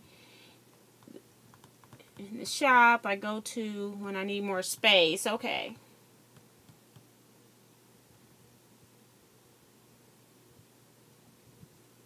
Who is the Ever Sewn Maker 200 by, Sue? But she's saying she mostly uses her Singer Heavy Duty. I will tell you that my daughter brought back my old Kenmore sewing machine when she moved because she didn't have space. And I think our older machines were made so much better than the newer machines are now. They lasted for years. I got that machine in 1986. and it's still working.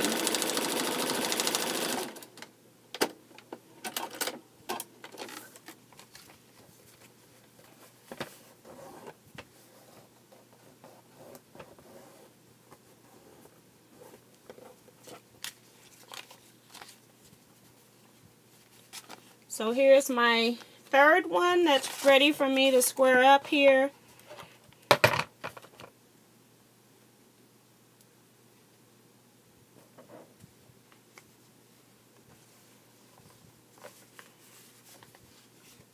Okay, Sue Ann, thanks for sharing that. That's a great idea.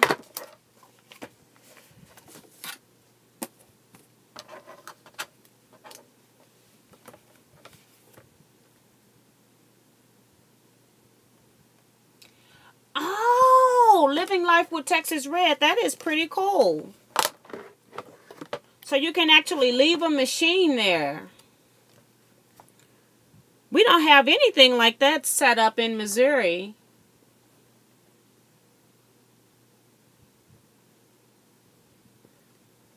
It seems like my comments on both sides are now kind of syncing up, so that's great. So I'm not too far behind anymore.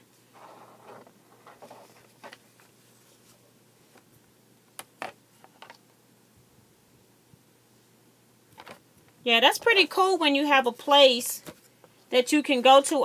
When I have my scrap quilting club, we actually sew there, but we don't have a place where we can actually leave like a sewing machine or anything. When you leave for the day, you have to take everything with you. It's called Sip and Sew. That's pretty cool.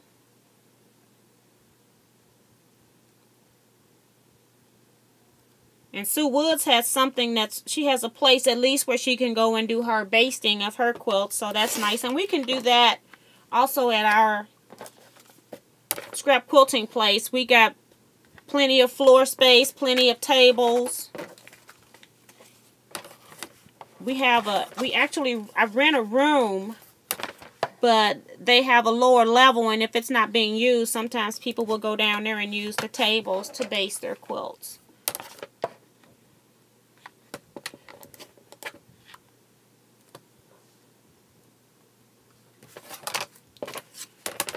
So you may have to bring it up.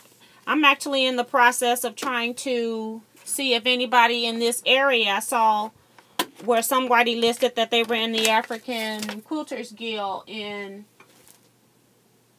California area, and I'm trying to see if anyone in the St. Louis area might be interested in getting into an African American Guild.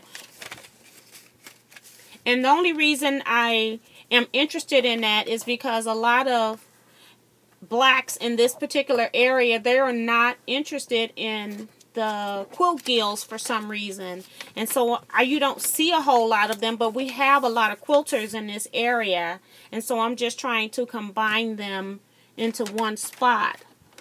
And I don't know if it'll work or not, but I will attempt that at some point.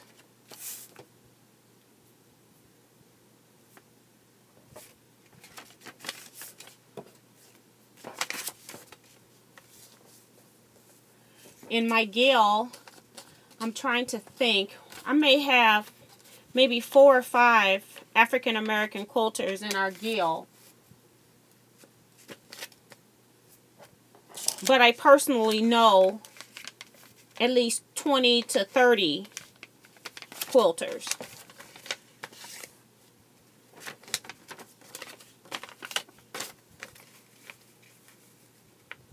And I'm sure there are a lot of others that I don't know. Hey, Paulette. We'll see when I get into it. I'll post something about it. But like I said, I have to see if I can get anybody interested. And the reason why I want to do that is because I want to have an African-themed quilt show where we're using more African fabrics and or designs in a quilt. So that's my ultimate goal.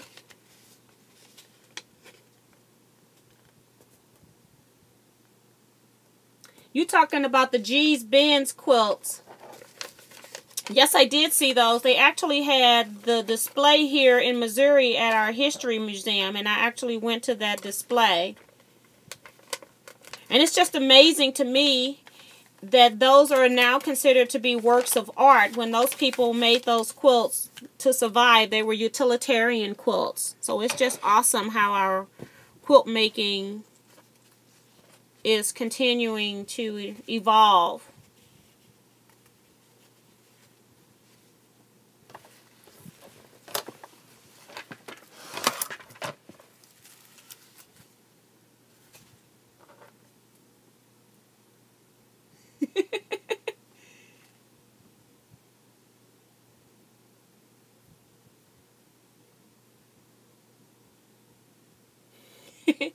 You went to the Quilters Guild meeting and the friend who invited you didn't show up.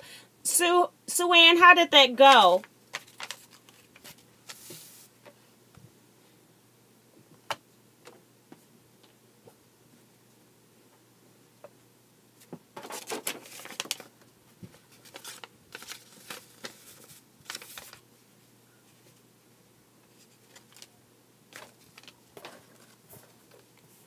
Seems like I've lost my blue fabrics somewhere.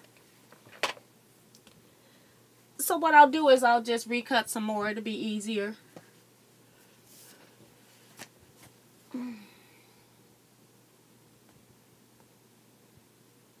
Hi, Jill Kent.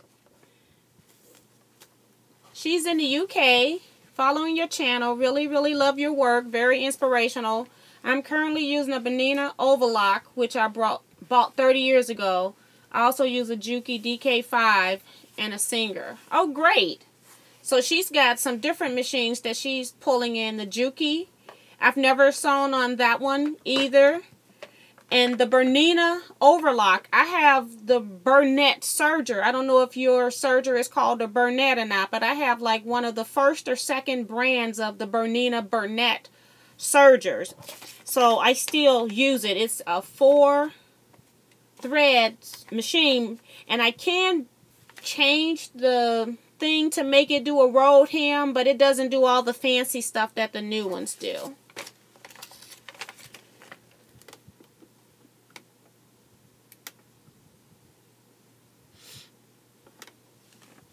Yes, and yes, Sue, and I mean Sue Woods, it is bad that everybody can't be together, and I'm not understanding why a lot of them are not coming to the guild meetings. And so I was going to try to set up a meeting with the quilters so we could discuss some of that. Oh, man, I'm so sorry, Sue, that you experienced that. So you're saying that the speaker that they had in to the guild was disorganized? Sometimes they have speakers that are paid lecturers, and sometimes you have people who are from the guild that are doing the presentations. That's one of the things, was one of my pet peeves when I started doing quilt lectures, was that I wanted to make sure that I was always organized. Before I even leave my house, all of my quilts are in order. And I know every quilt in the order that they're going to be called on, so I can know when it's time to show them.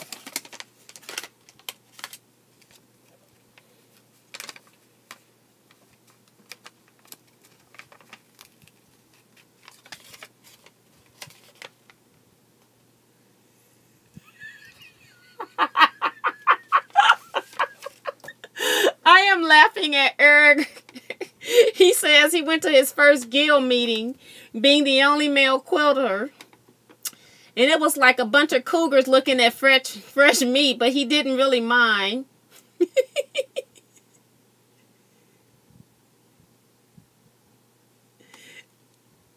That is funny.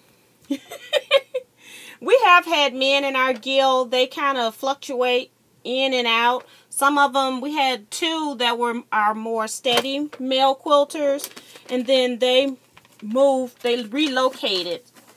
So they're no longer in our area. So we lost 2 of our great male quilters. And then I think we might have one now, but he doesn't come every, or hasn't been coming every month. But we do have one now.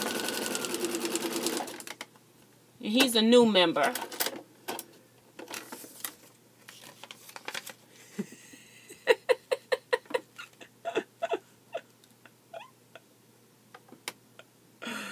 Oh, goodness. I paid $35 a year, so I want my money's worth.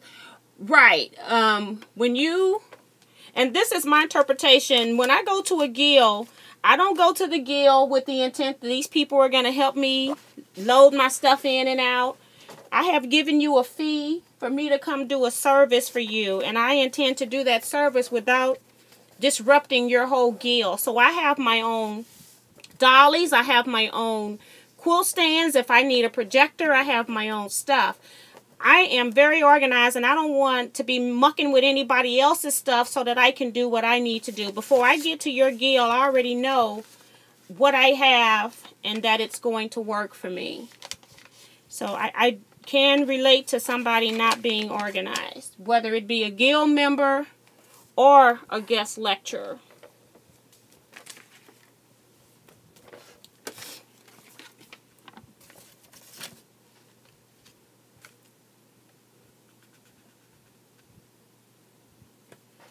Oh, okay. So most times when you get a shop owner, they're mostly there for sales most times.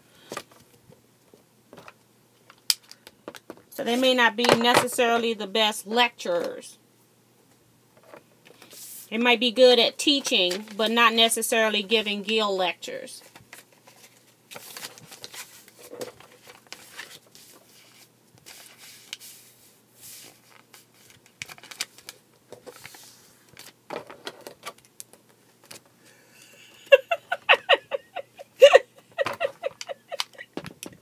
I'm still laughing at Eric.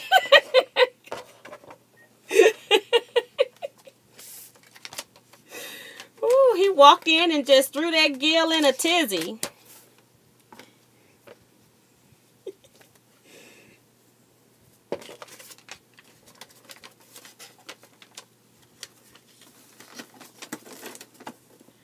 That is very strange. But this is my thing too. When you decide in your head that you want to be a part of a group, and this is for Sue as well as Eric, I don't let whatever's happening in that group just deter me from my goal and why I'm there. Most quilt guilds also have a quilt show. So that's also another way for you to have your work on display, for you to invite your family to that show so they can know how important your quilt making is to you. So I just keep right on going. So when you went to the quilt guild for the very first time, did they have any kind of a hostess or anybody that kind of explained to you what was going on at the meetings? My interpretation is when new people come to our guild meetings, they think that they're coming to more of a quilting bee per se, and they're looking for us to be doing like projects and things like that. So a quilt meeting can be very intimidating to somebody for the first time if you don't know what a quilt guild meeting is all about.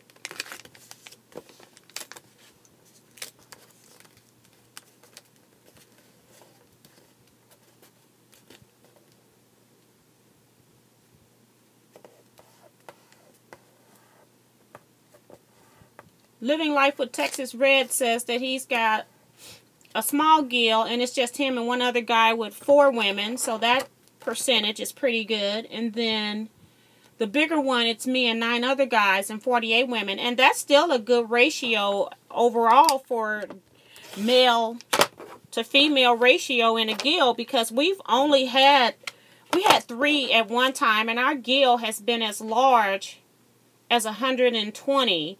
Right now, we're about at 80 or so. But we only have 1 male now with 80 members.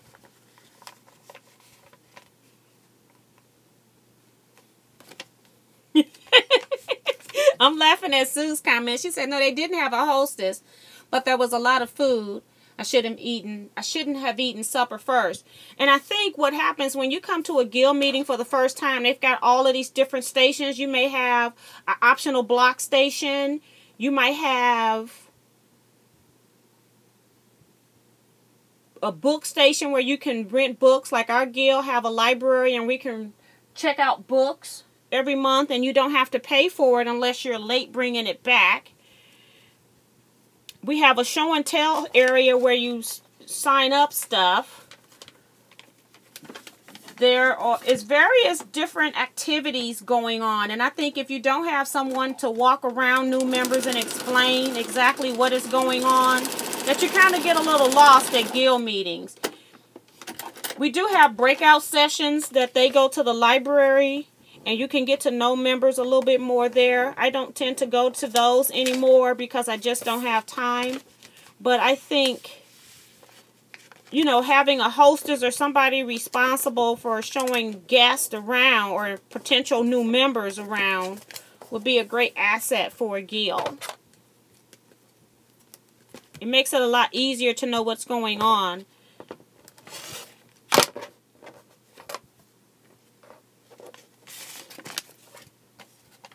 So, Eric, how many members was in the guild, and did you decide to join?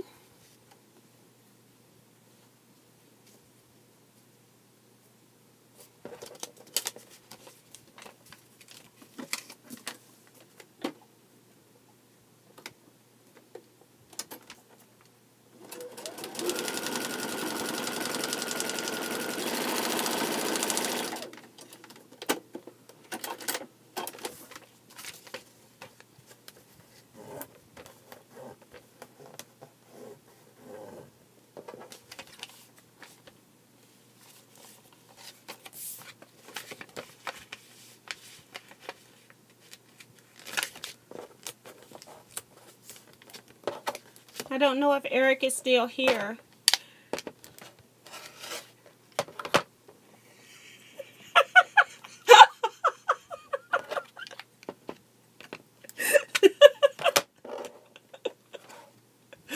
Okay. Oh.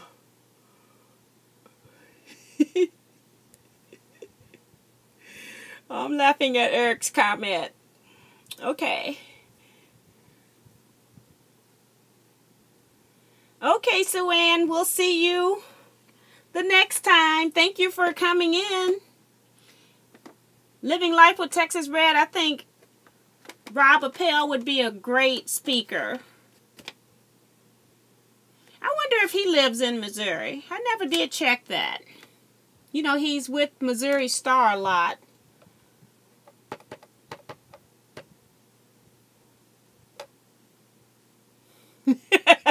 Okay, Eric, great for you, Eric, that you're going to join them. Because you can always learn something from everybody. And at any of those lectures that they give, I figure even if I already know the topic, you always can remember or hear something that you should have been doing that you forgot all about. So, great job to join. I think that's great. Oh man, he lives in San Diego. I guess that'll be out for our guild just because his travel and lodging would be so expensive to have Rob Appel come. I was hoping that since he was working with Missouri Star a lot that he would be a Missouri resident. No such luck. I did get to meet Tula Pink, and of course I've met Jeannie, and I also had met Jeannie of Missouri Star before I did my video. I had met her at another quilt shop in Missouri where all three of us were the presenters and instructors for a weekend. But Tula Pink was pretty cool.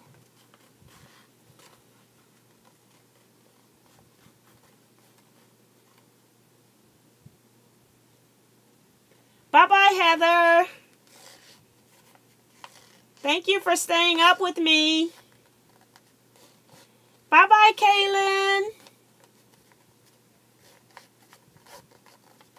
Thank Thank you for coming in.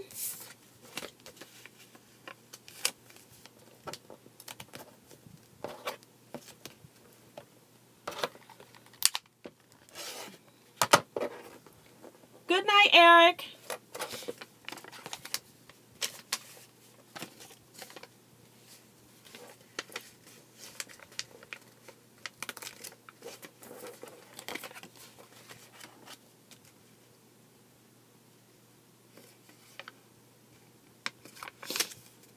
That's pretty cool. I don't know your name, Living Life in Texas Red. I forget when I watch your videos. I'm just in there just looking. And I am planning a retreat to Missouri Star next year. It's going to be in September of next year. And we're actually going to be there Tuesday through Sunday. All right, Luane. Thank you for telling me. And I got it posted in my Facebook group, the TeaQuilts group. So I am about to the point where I'm trying to get set prices from them for next year. But we're looking at somewhere around maybe $300 to $350 for an entire 5-day period. And that would include your lodging and a place to sew. So that might, if that'll work for you, that might be an option. Would love to have you come.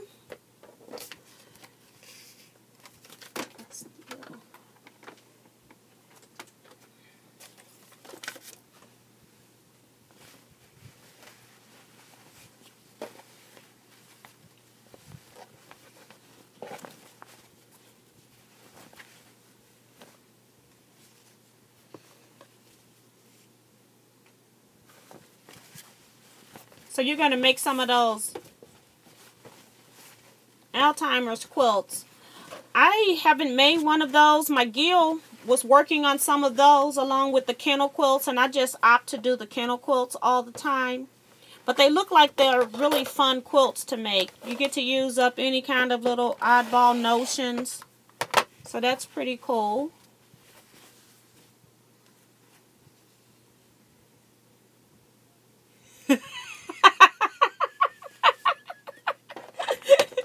You got that right, Luane. I wouldn't sit in that area either. Although it is a pretty cool area. It has a billiard table. I was surprised at how cool they made that area. But it's too much to see to be sitting in a room. That's for sure. Paulette, I don't know if you're a member of my Facebook group. I do have a pinned post in the TeaQuilts. It's TeaQuilts. So you can search for that on Facebook. And then I'll approve your membership if you want to be added into that group. At some point, I will probably make a quick video to let my YouTubers know what's happening too. But right now, the basic information is just pinned, but I don't have the cost and the actual dates yet. I'm just getting that from them. But I started planning this back in January of this year. And so I just put a little post out there to get people prepared for it. So now I'm a year out, and it's time for me to now start getting sign up and getting deposits. So I'd love to have you come if you're able. And like I said, even if it's at $350, you can't beat that for having your lodging paid for 5 days. So I think it's very reasonable.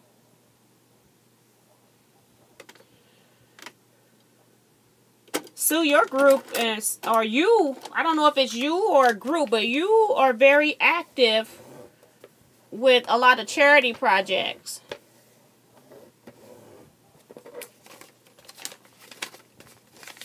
It's pretty cool.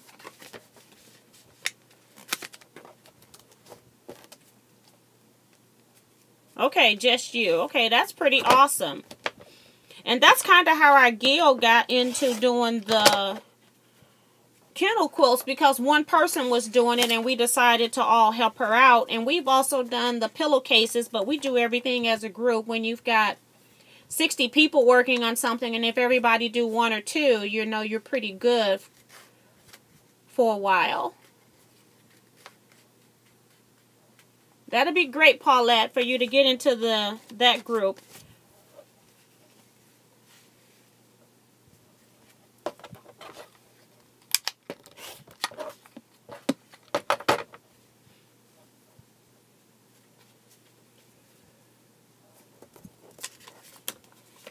So yeah, it should be getting pretty late. Are you guys still gonna stay up?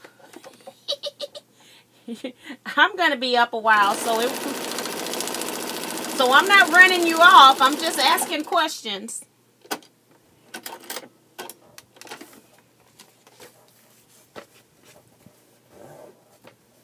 Who is everyone else? You're talking about the TeaQuilts group, Sue? You're challenging everyone else to make some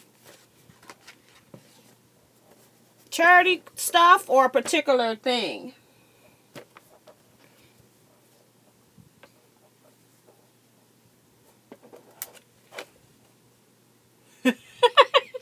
All right, Lil Wayne.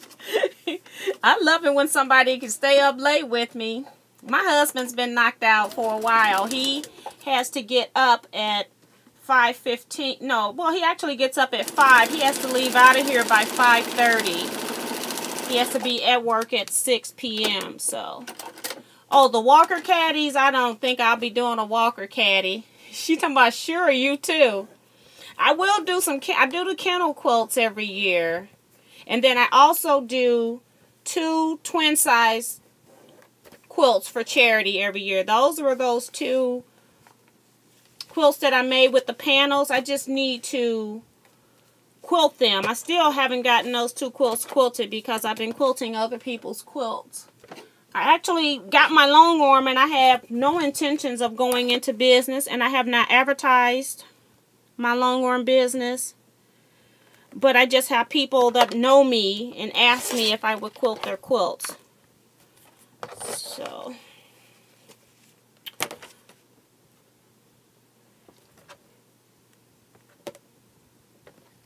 squaring up my 4th triangle here. So making some progress.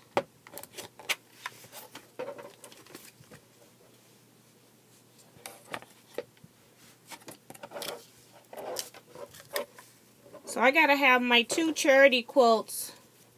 I have to have one made by December, and then the other one just anytime next year, because I do one for my large gill, one for my small gill. I've already given the large gill their charity quilt for the year so they could donate it. And then my small group, I need to finish there. So I really need to have just one of those done by the end of the year. So Sue says it's 119 where she is.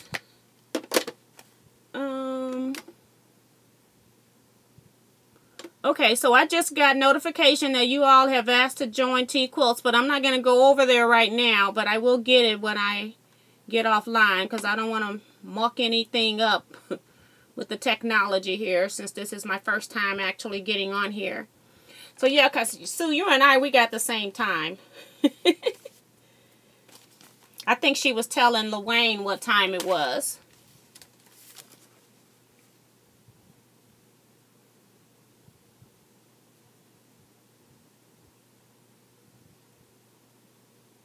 Okay, well, that's pretty cool. Lil Wayne, if you all are still doing them, then apparently that need is still there. So at least it's a need that's being met. That's pretty cool. So I got my 4 pieces now. Got to do my arrow. So, and I've been writing all kind of notes on the back of my arrow piece, just scribbling away. So this is what I'm working on now. Yeah, that's right, because you're in PA, you're on the East Coast. Yeah, you're an hour ahead of us. And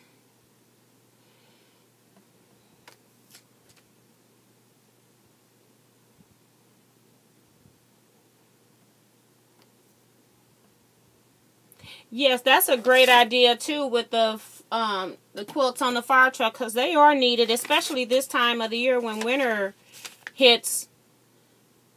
Because if you pull someone out of a fire and they're wet and cold, they definitely need to have a quilt or something to wrap around them. So that's a great organization to donate to.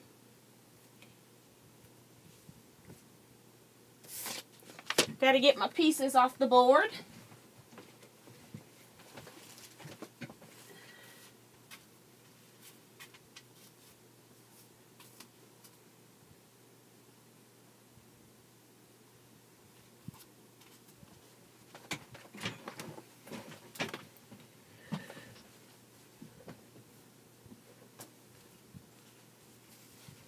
Okay.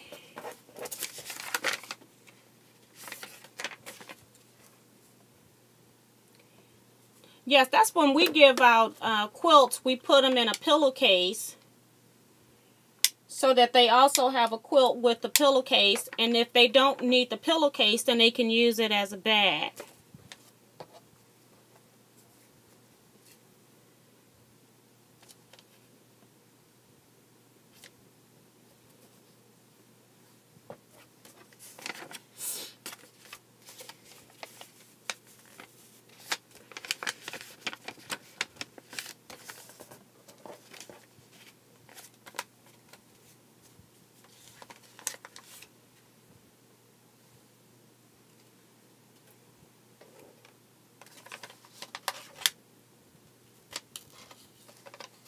Yeah, that's pretty cool with making the dog quilts too. And that's what we do. We do the kennel quilts, and we do the ones that are the small ones that are 12 by 18. And I'll do about 3 or 4 of those, whatever I can get. I just put a piece of fabric on my long arm and quilt it. And then I just cut it into the recommended sizes. So whatever I can get out of it is what I'll send.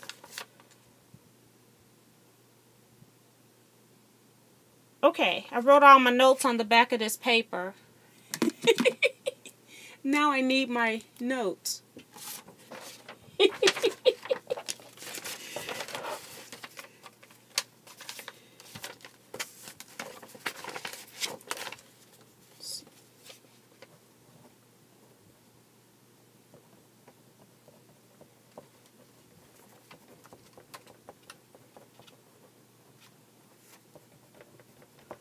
Just rewriting my information. It seems like some of the people have gone to bed up here. I've gone from like 25 to 14. And that was since the other people said goodnight. Pacific International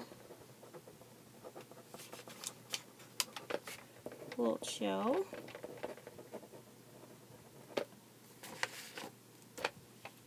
And then Soulmate.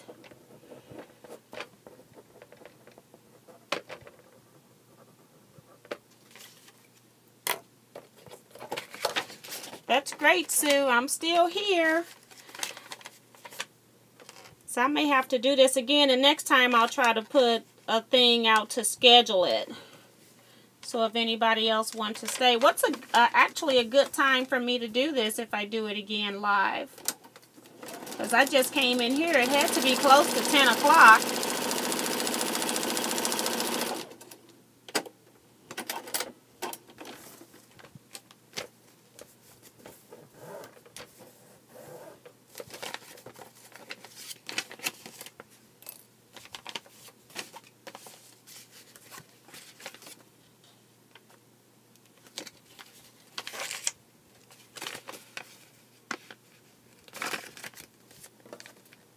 Anybody have any suggestions for a time to do a live broadcast? What day? Maybe we could do a sew along where we make 9 patches or something.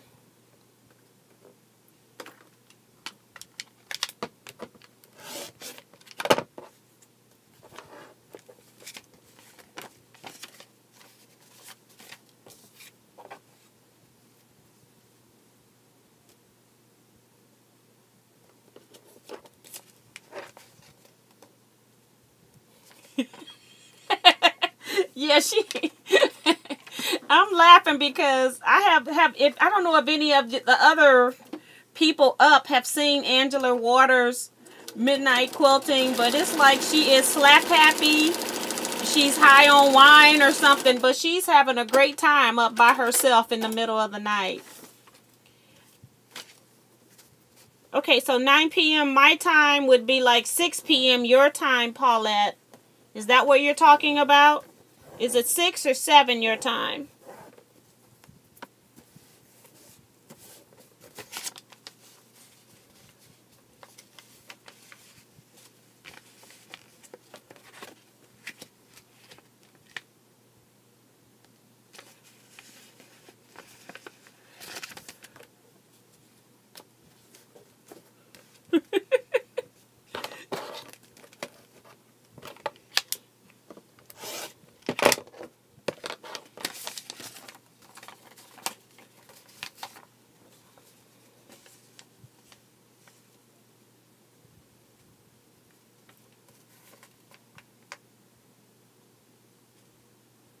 Okay, because right now I have 1:29 a.m. Oh, you're on the East Coast, so you're at 2:29. I'm thinking for the West Coast people. I'm sorry. Because you're in Philadelphia or Pennsylvania.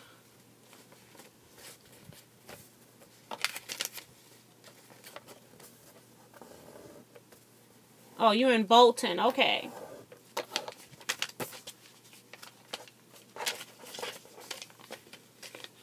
She say Boston. Okay. It's a typo. Okay, so you're 1 hour ahead of me. So, okay.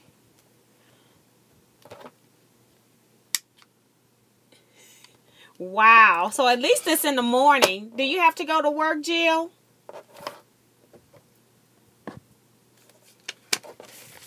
So she's in the UK.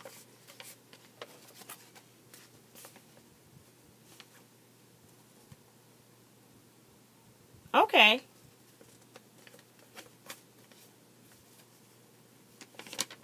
Great for you.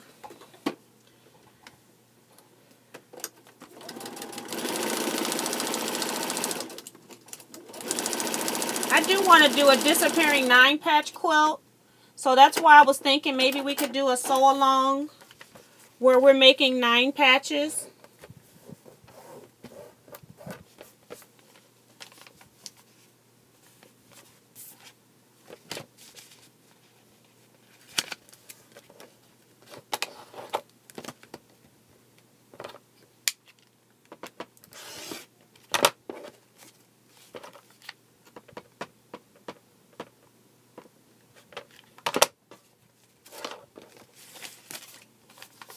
Okay, so I have to see when I can fit it in, and then I'll look at my schedule because it's a mess. So you all start getting, since you're on here, you know to start getting your squares ready for a disappearing 9-patch quilt. So I have to figure out my pattern as far as like what colors I want to put where.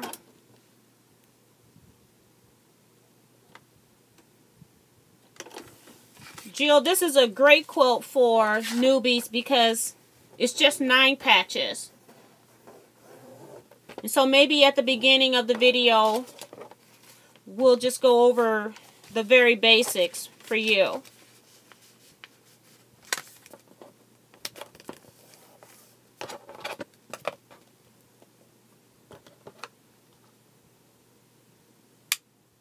If you bought the TeaQuilt system, that is definitely not cheating. You better use it. It's an investment. That's the reason why you have it. Most of my stuff has already been pre-cut with that system. So it is definitely not cheating.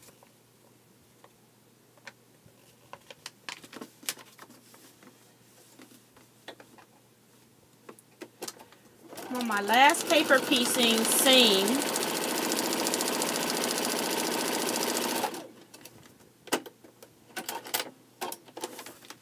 I'm just glad that you are using the TeaQuilt system because a lot of people buy things and then it just sits there. I actually had my Go Cutter when I first bought it for a few years and didn't use it because I realized I had bought a lot of geometric dies that I could cut with my rotary cutter, and I didn't use it as much because it was just too much work to get it out. So when I finally bought other dies like the apple core die, Robbing Peter to Pay Paul, the tumbler dies, I was using it a lot more at that point. So once I did that, I then made a spot for it to leave it out. So now that it's out, I tend to use it a lot more.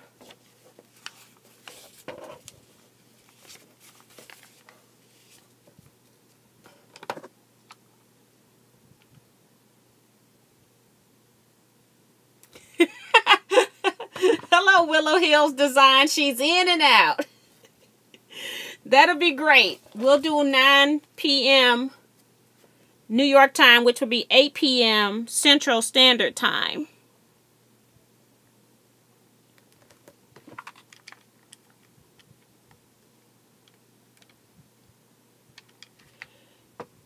I actually had the Go Cutter before I purchased the Studio Jill. And I don't know if you've got the Go or the Go Baby.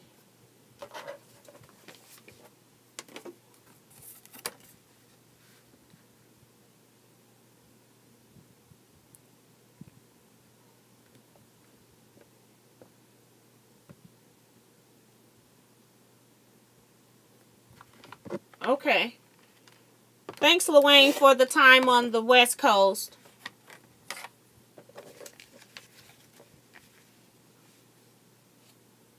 Okay, so you got the Go and the Go Baby, Jill. Okay. Okay. I've never had the Go Baby. And I actually sold my Go system. It was the old one, not the electronic one that they got out now. But I actually sold it because I just wasn't using it with the Studio. And I had the regular Studio, and then I upgraded it to get the wing arms to make it a Studio too.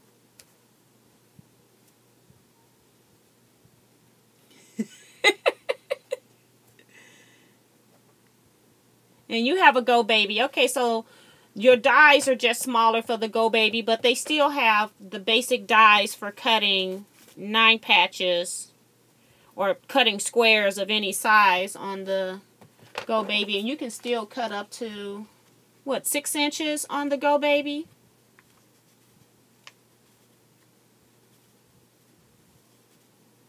Oh, that's a great idea, Jill, to take that one. So I got my arrow points here. So at this point, I would normally be going to my camera to tell people that I've got my pieces done, but I'm here chatting with you all.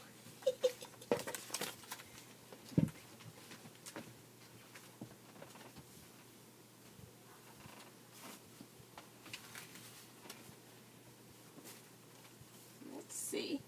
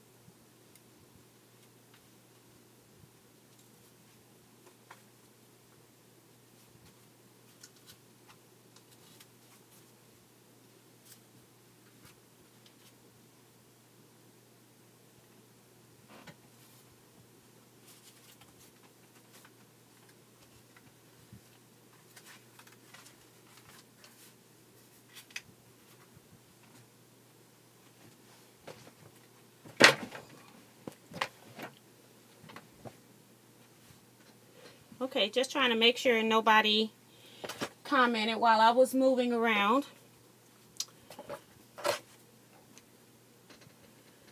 I'll just go ahead and sew some of my pieces together.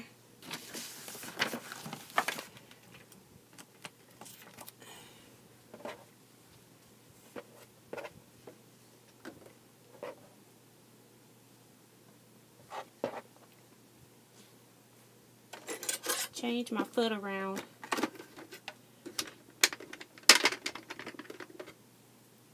Says people still up sewing, or are you giving up? Sue, are you still sewing?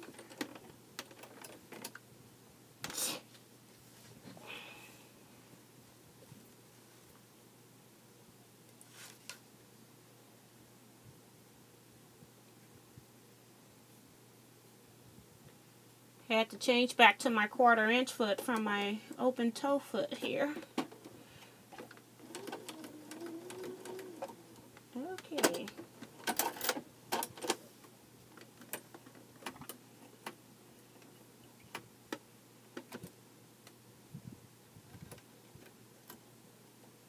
Oh, okay.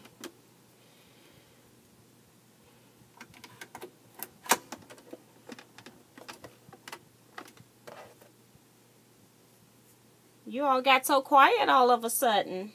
So what else can we talk about?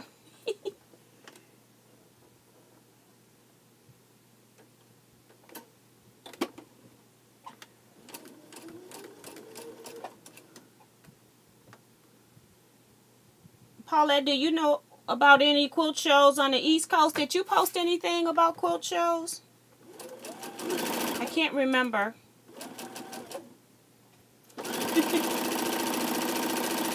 So now I'm just sewing my connecting pieces for my arrows. So just some straight seams here.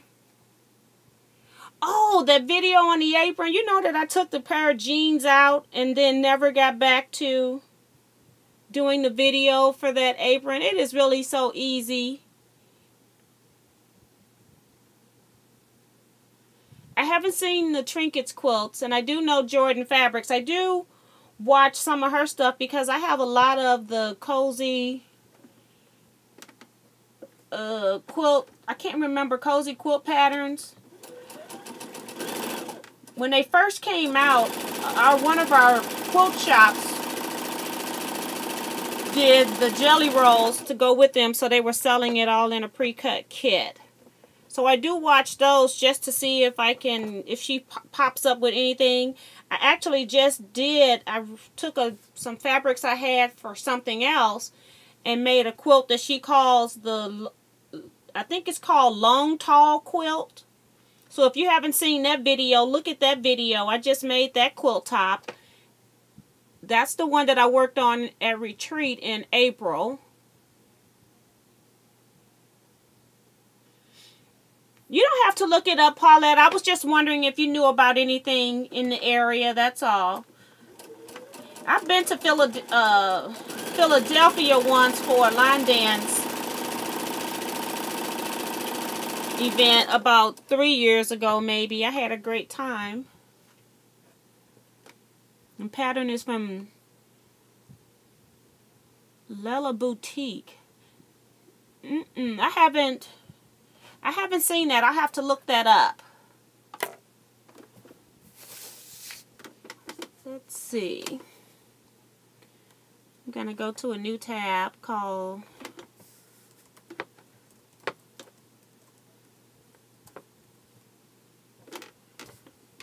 Trinkets. I'm trying to look it up. It's called TeaQuilts Quilt by Lella Boutique. Oh, it just had pattern. I'm looking it up now, Sue.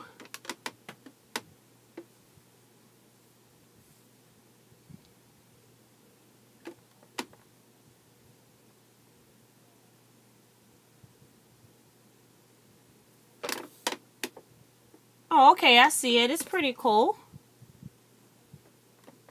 Is it made with jelly rolls? It's got squares and half square triangles, so it could be made from jelly rolls, depending on the size of the square.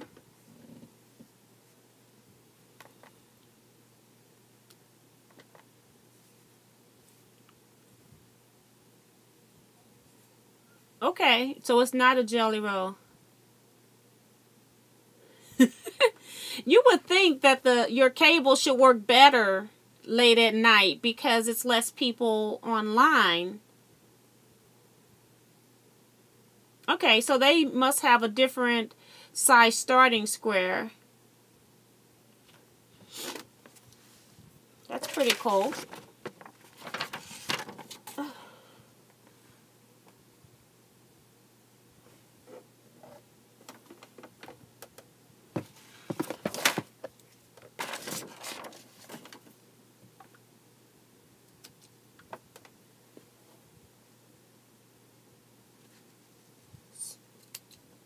So you're saying that the half square triangles are 6.5 inches? Those are, if it is, that's pretty huge.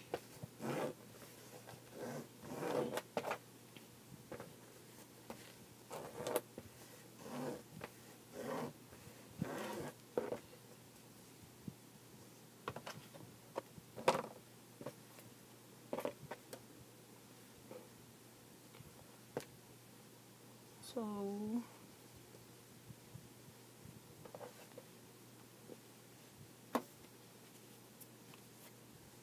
oh, the middle square is 6.5. So then the half square triangles are 3.5 inches.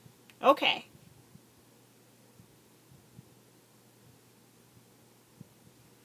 Okay, if the middle square is 6.5, let me go back out and look at this. If the middle square is 6.5 inches, then your half square triangles have got to be 3-inch finished, which would be 3.5-inch unfinished.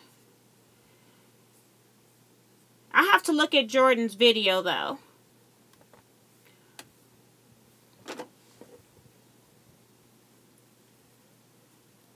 But even still, whenever a pattern calls for something of a particular size, and I have a lot of another size of something that's already pre-cut, I will adjust the entire pattern, making it in the size square that I have a lot of.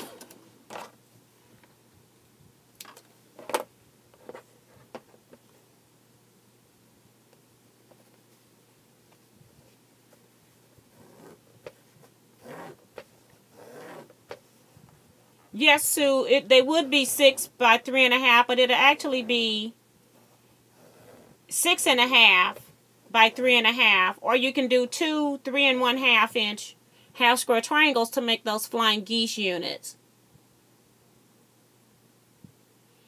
Yes, you're talking about you did that with your disappearing 4 patch when you changed the size.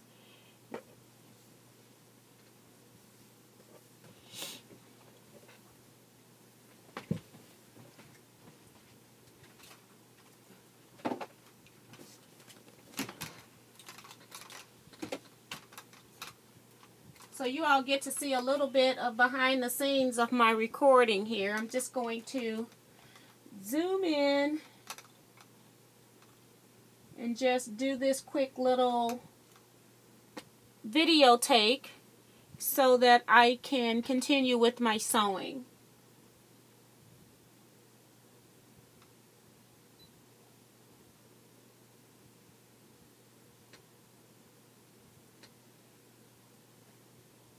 So I'm back with my sewn units. I have my 4 triangles sewn onto the paper backgrounds, and I have my arrow point ready. So now it's time for me to sew this into a rectangle. I will sew this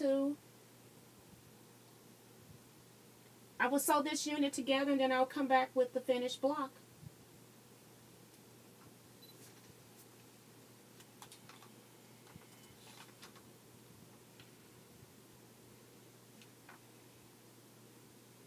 See, listen to your math teacher as you do use math in your adult life. Yes, you are correct. And then Sue says she got an F in general math. No, Sue.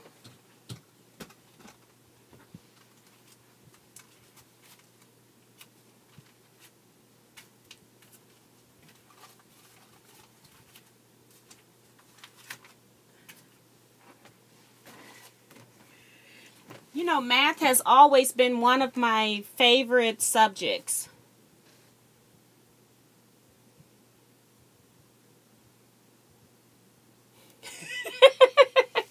Paulette says she skipped math class. Oh, gosh. I love math. That was the one class that I went to. I couldn't wait to get to math class.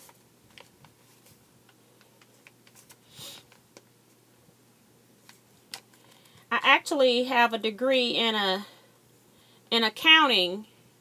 I have a management degree with an emphasis in accounting. And I was going to be a CPA, which is why I did that. And then that was around the time that the MBEV thing with the accounting fraud was going on. And I was like, maybe I need to find a new profession. So then I ended up being a research analyst, which also used a lot of math.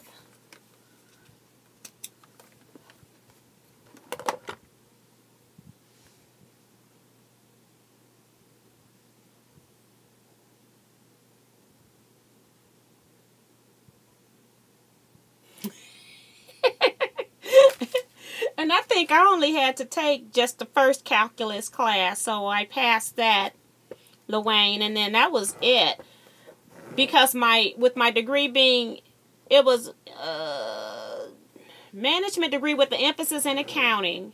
Or was it an accounting degree with the emphasis? I think it was management with the emphasis in accounting. Isn't that terrible how you just put stuff out of your head?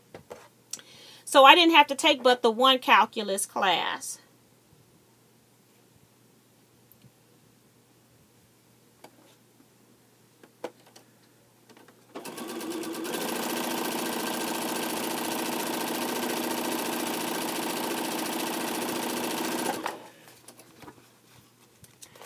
As a kid, my brothers, I have 4 older brothers, and they would want to borrow my money.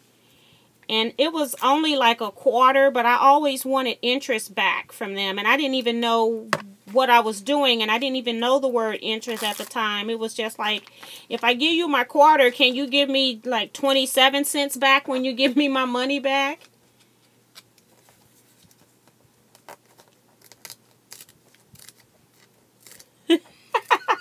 I'm laughing at Luane's comment about his teacher letting him skip out on the calculus class.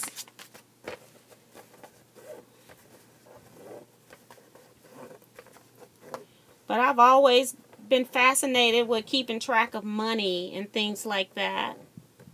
And I really thought I was going to be an accountant, so it was a little disappointing when I didn't become an accountant, but I got over it really quick.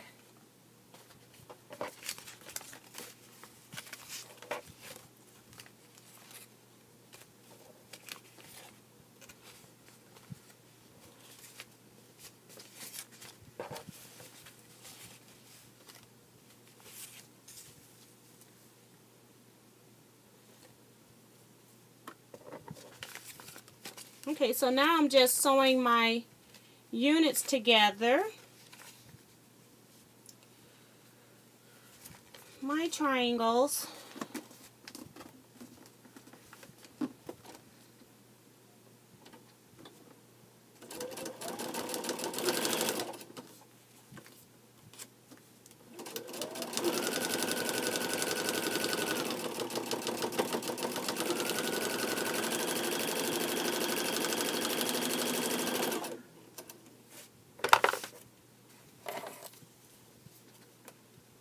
That is too funny.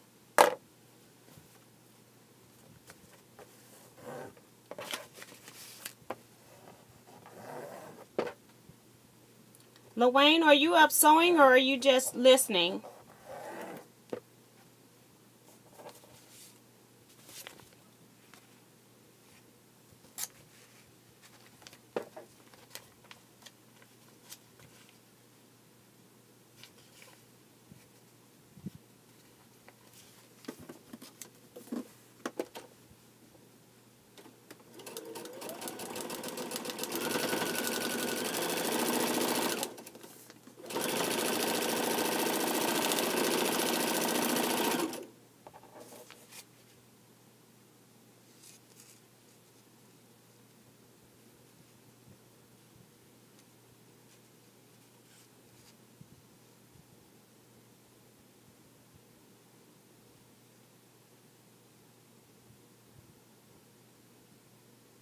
Oh, okay.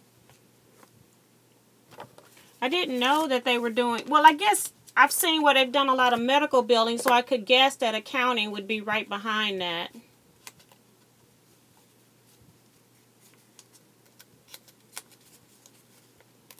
So I just sewn one of my seams, and then I just take the paper off of that seam line only at this point. I'll show it to you in a second. So when I sew these two seam lines together, I don't remove the paper everywhere because it will make it so my block is not stabilized. And this is what I have on the front. So I'm just going to press this seam open with my fingers. I try not to use the iron unless I absolutely have to. I'm finger pressing everything as I go. I do put stabilizer in the fabric so I don't have to worry about having to go to an iron.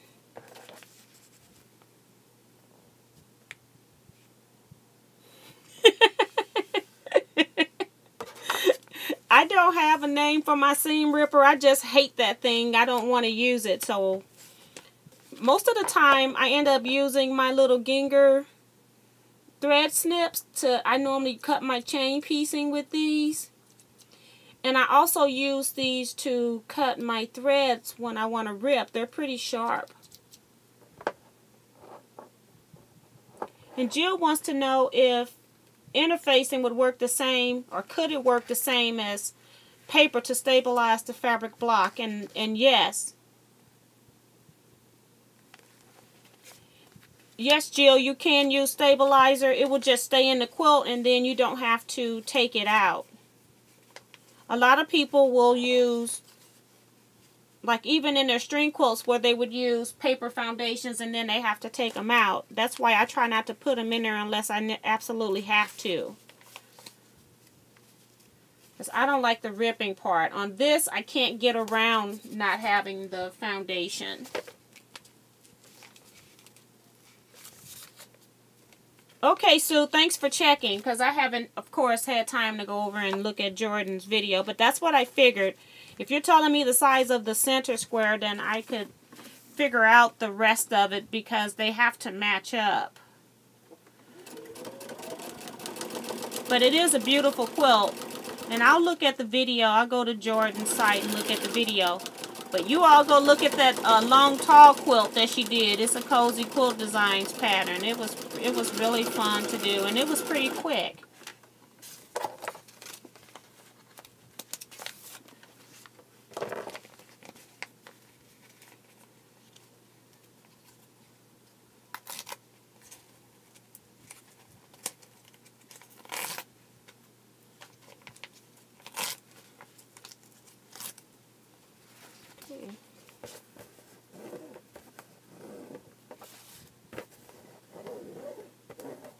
So here's this unit here.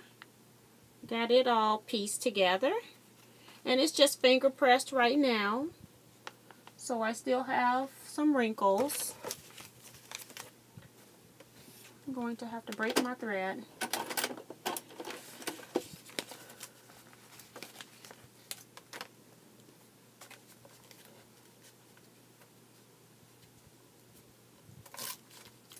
You can make your own jelly roll, Sue. You don't have to have a jelly roll. Hi, Debsy. She wants to know what's the name of the quilt I'm working on now. I'm actually working on the Paradox Point block for the video that gets uploaded on Sunday. I will show you the book just in case you missed it. Just a second. Let me tear my paper out of my seam line first.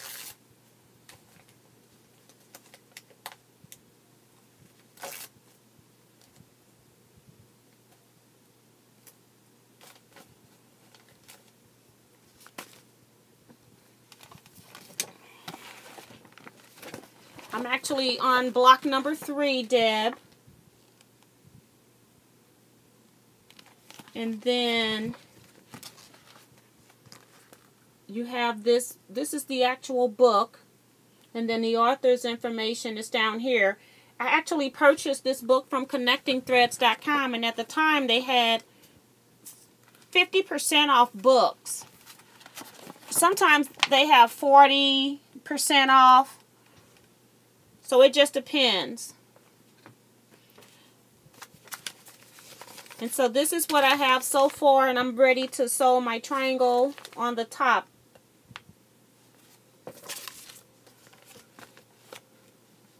Sue says I would, but I don't have enough good looking fabric for it. Okay. And if you got, do you have any fat quarters at all, Sue? Because you could also use fat quarters whenever they say jelly rolls. You just cut twice as many. Luane says he has a love-hate relationship with her.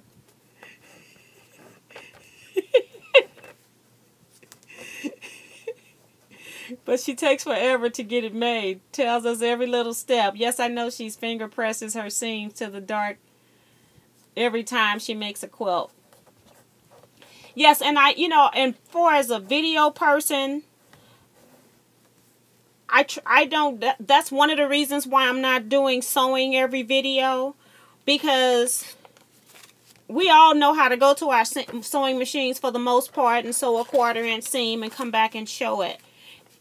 And then it'd be a few times where I have some beginners that might need a little bit more information, so it's kind of hard to decide. So I guess what she does is she puts all of the beginning intro information that you only need to say once. She does it in every video, so I guess it could be a little aggravating. But I just decided I wasn't going to do that every time. And if somebody is looking for a particular technique, I try to refer them to a video. Like me using my particular stabilizers. I had people asking me, what did I use? And I'm not going to put that in every video. I'm just going to go do it.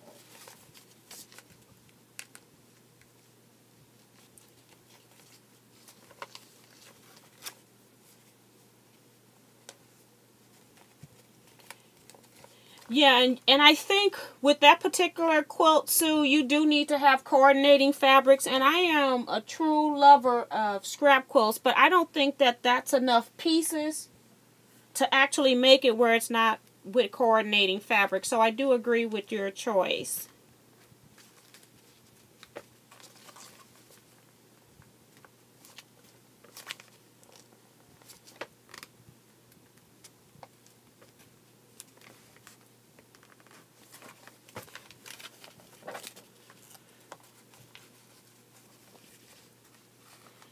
I do love that they sometimes will have a little sense of humor in their videos as well. So,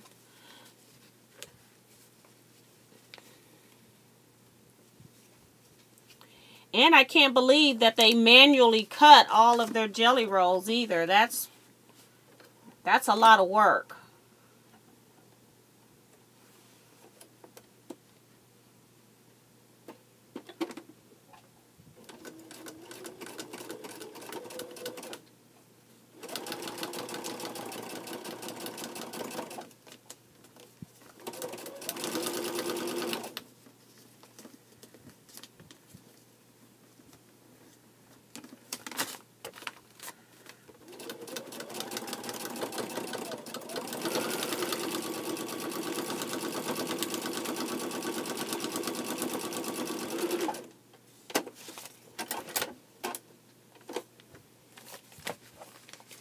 Yeah, they have that real dry sense of humor, which, you know, some people like and some people don't, but I think they're funny.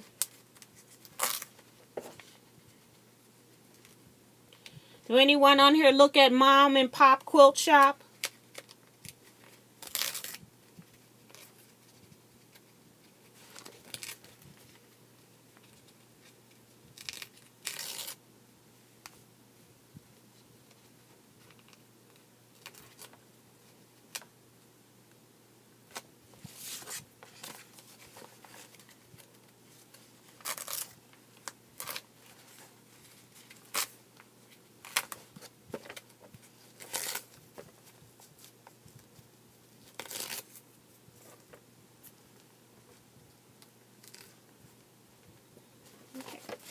I'm still sewing.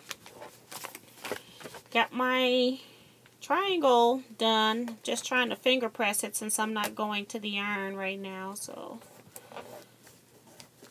give me just a second.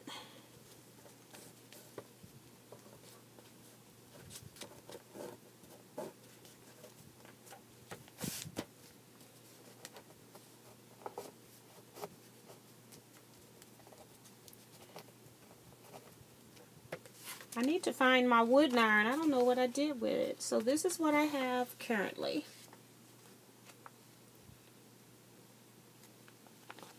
And my block is at the top where I had to add my first triangle where I was chatting and didn't realize I had cut my pieces wrong. Yeah, she's pretty good too. And she, Deb, she does a lot of different styles of video. So I don't think she has a lot of subscribers. She's kind of, she and I probably have the same amount of subscribers. She might be a little less, but she does a lot of different topics as well.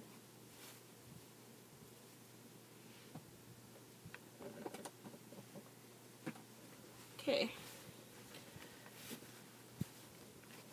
So now I'm ready to put my triangle ends on. So I'm kind of making like a big Tri-Rex unit here. Trying to get it up so you can see. So that's my next step.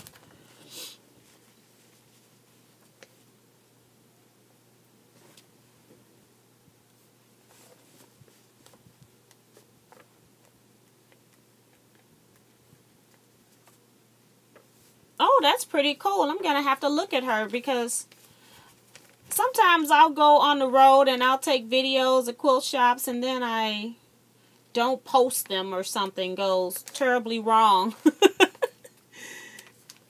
Sometimes I'm living in the moment and I don't record enough to actually make a video. So then I just decide not to upload it. Like today I actually went to Joann's because I needed to get, I couldn't find my needle nose pliers and then my wire cutters. So I went there to do that. And so I went over into Fairview Heights, Illinois. And stopped at Hobby Lobby Home Goods. Looking for storage solutions to see what they had. And Hobby Lobby. And I was going to record it. And I started out recording. And then I realized when I was in Joann's that I left the camera in the car and hadn't recorded a thing. So I just skipped for the rest of the day. I'm like, forget it. It's hard to remember to do something that you don't do because I'm not really a vlogger as far as vlogging my daily life, but every now and then when I do something quilt related, I like to share it with you all, but sometimes it works out and sometimes it doesn't.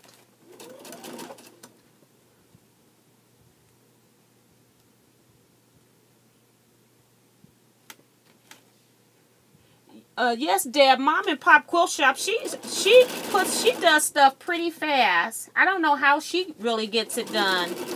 And I think she is a quilt store of some sort.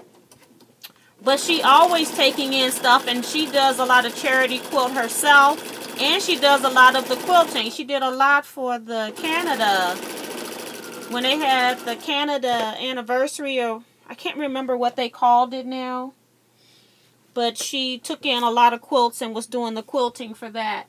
There was some family that had been in a fire, and she made quilts from scratch for each of the two children's and the mother. I don't know if it was a father or not. I think so, because I remember a male quilt too. So I think she done at least 4 quilts for that family. So she's just awesome.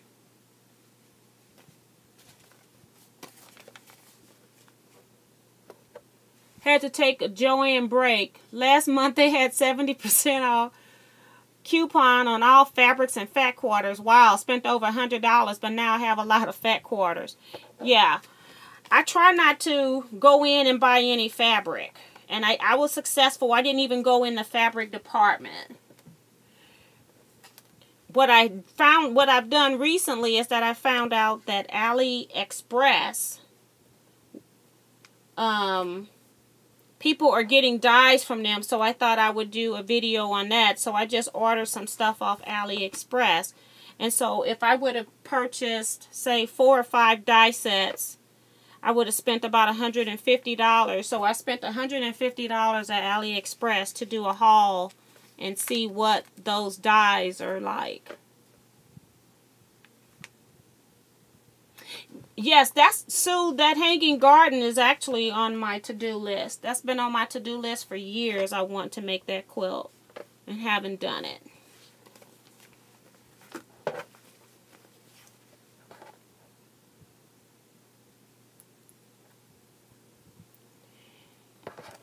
Yes, it would, because then you can use more of the yellows inside for your center too. That would be really pretty, and then to use some florals.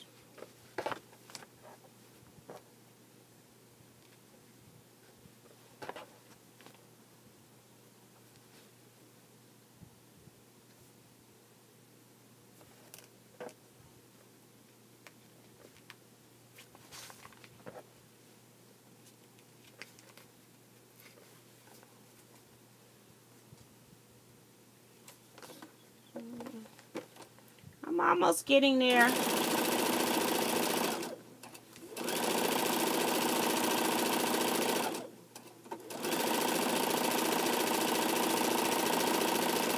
I need to put my stitch length back up a little higher.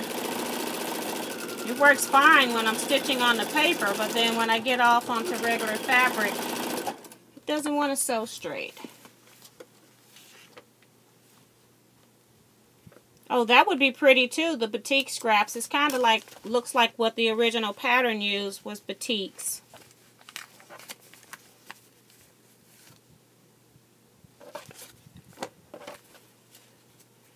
If somebody's viewing this video, they don't have a clue what we're talking about. That's why I keep trying to read some of the comments for people that are not up with us that might decide to put this on during the day.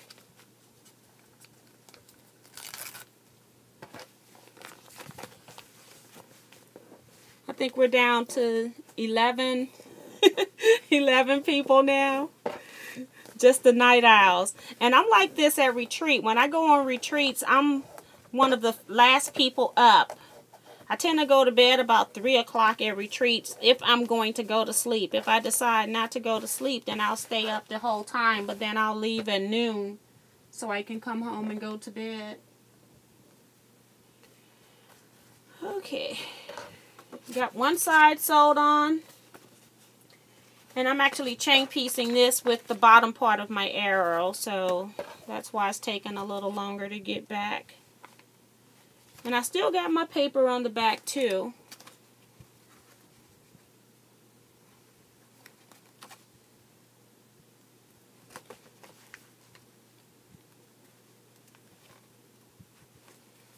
And Sue says she's also a bad night owl.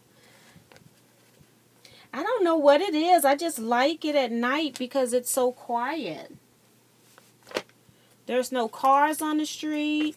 No dogs are barking.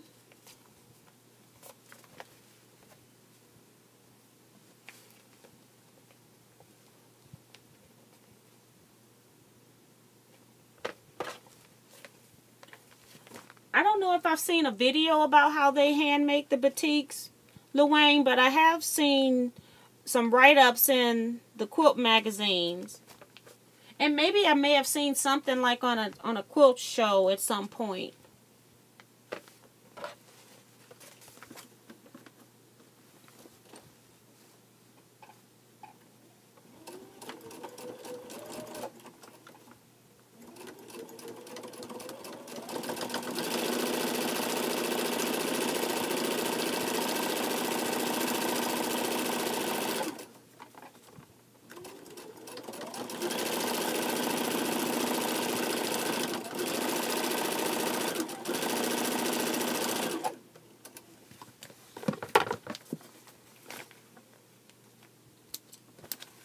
Has anyone ever dyed any fabric?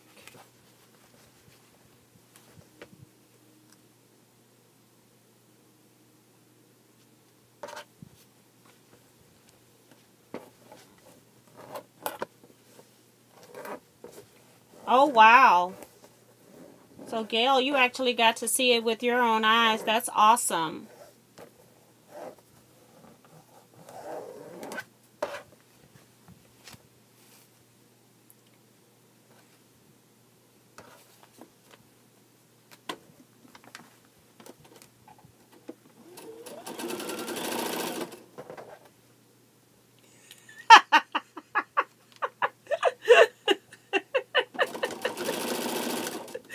Okay, Luane, he says he hasn't tried to dye any fabrics on purpose. Which means he's accidentally dyed some fabrics. I think we've all accidentally dyed some fabrics every now and then. The nice thing about fabrics now is that, you know, they're better made. They don't run as fast as a lot of our older fabrics did when I first started quilting in the 1990s.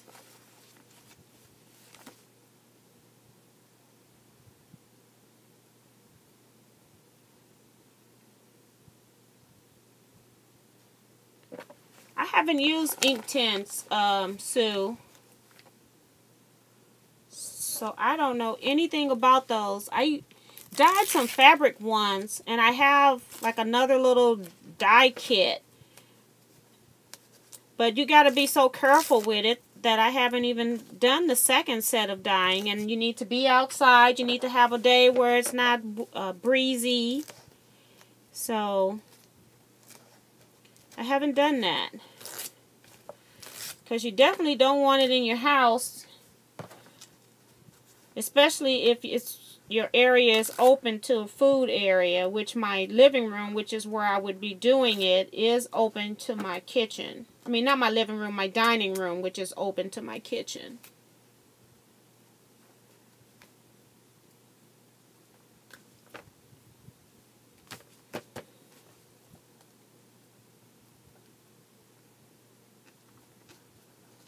Okay. So those ink tints can be used for watercolor, but after they dry, they are permanent. See, most of the stuff that I do with any kind of markers and things like that, or paints, is I'm doing it with inks for my card making. But I haven't done any of that on fabric.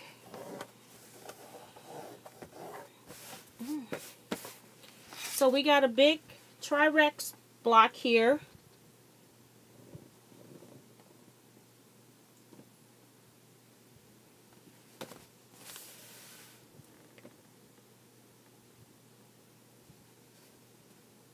And I bet you could also use them for stamping too. There are some, get a stamp that's not, that don't have a lot of detail, that are real simple.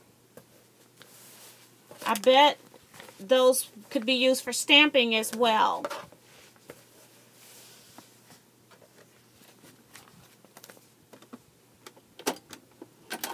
Thanks, Luane. Thanks, Deb.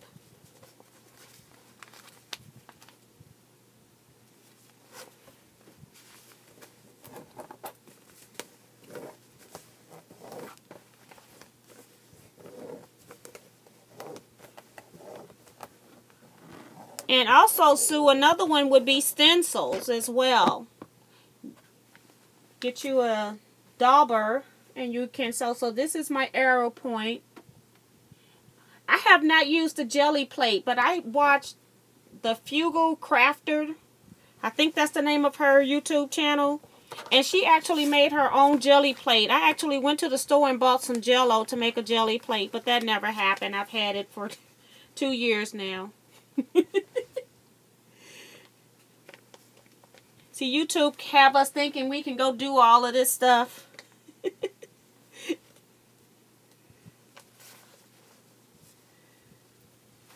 YouTube help us spend our money.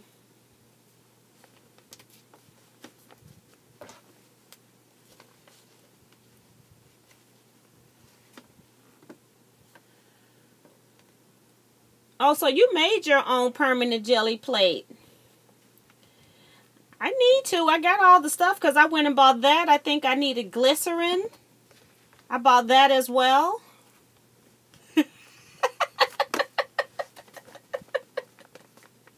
Okay, Gail, what money? You need more than Jell-O. Yeah, I think you need some glycerin, and I can't remember what the other ingredients were, but I think I had everything else at home. I had to buy the Jell-O, and I needed to buy glycerin. And I had to buy Jell-O because I don't eat Jell-O. I don't even like Jell-O. I didn't like it as a kid.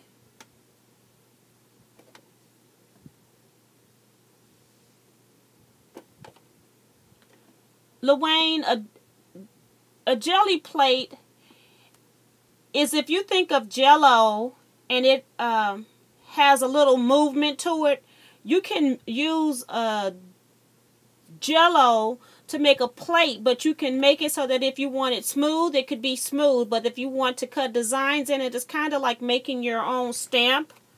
And all the jelly plates can have different designs in them. And then you paint on them or put paint on them and run your paper or fabric on top. It's been a little while since I've seen the video. Maybe Sue can help me explain what it is.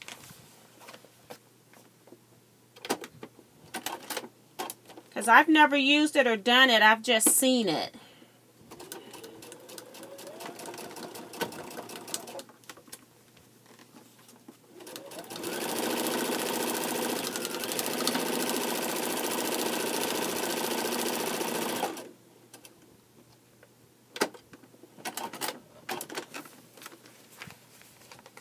And that was my last seam for this block.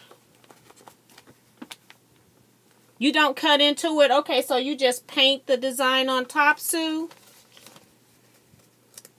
Because I know they have different designs that you can do. It depends on how you put the paint on top.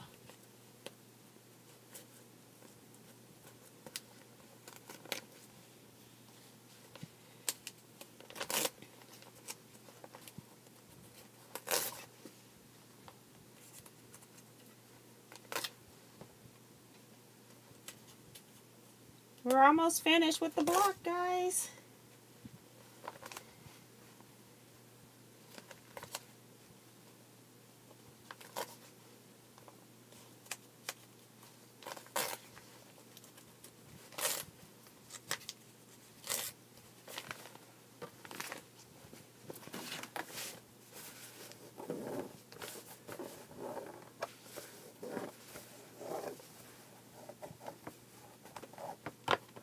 Look like I got a lag again on my video.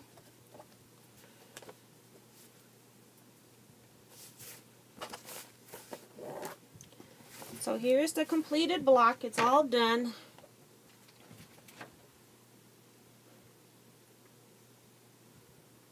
Just need to press it after I pull out all of the paper.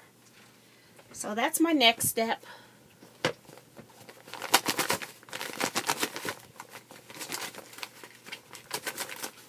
Thank you, Gail.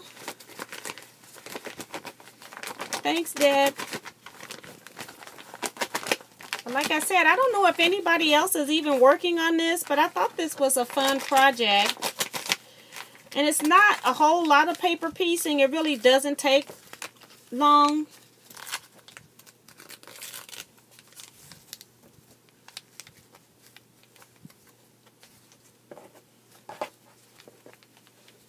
Okay, Sue.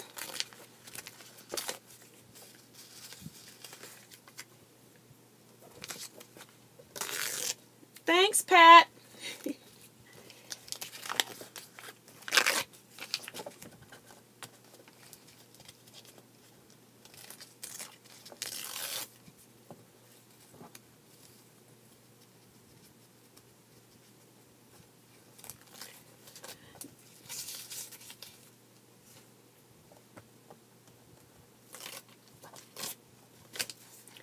This is the part I hate, actually, pulling the paper out. Ugh.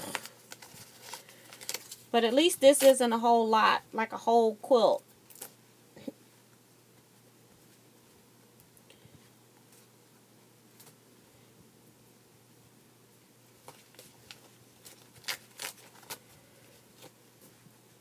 At least this isn't one of those curl dope paper piecing patterns where you have to pull out paper for days.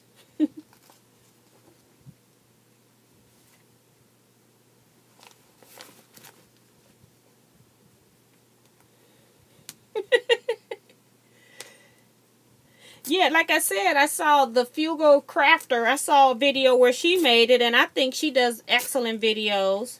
She has over 300,000 subscribers. Her name is Lindsay.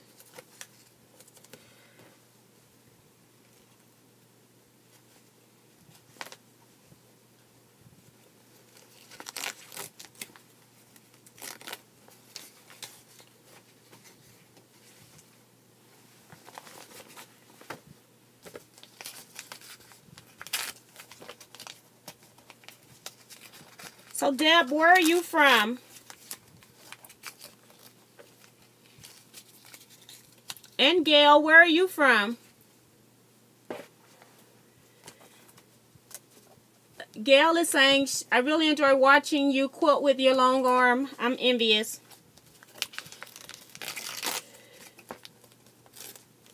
I enjoy the long arm too. I just don't, I do sometimes when I do customer quilts, I'm doing the same thing. Oh, that's great, from Canada, and we got Phoenix area.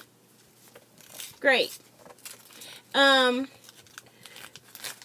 So I don't show it all the time, but whenever I do something new, I'll do another video on there. But right now I got customers that are requesting the same pantos or hand quilting that I've already done.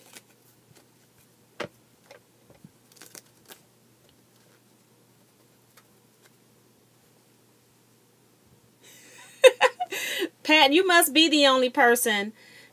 One time I asked my husband to do it while he was watching a football game, and he didn't mind doing it, he told me. And then when I went to go retrieve my product from him after a few hours, he told me, don't you ever ask me to do this again. So I guess he didn't enjoy it. I don't like it. I was like so grateful. I'm like, oh, I got somebody that's willing to remove my paper piece, and I could do this all the time. No, not so. And then he continued and finished because he said he started it and he volunteered, so he wanted to do it. But it was one of those curl dope seams. I think it was the autumn seam that she has.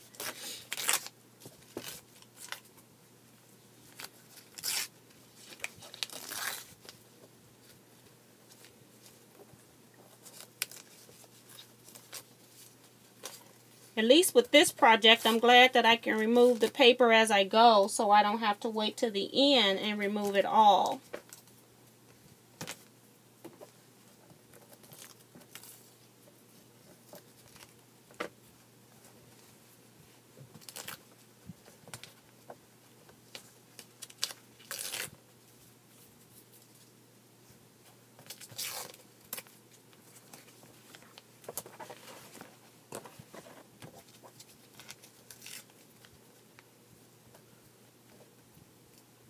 So, Deb, see, what time is it in Ontario?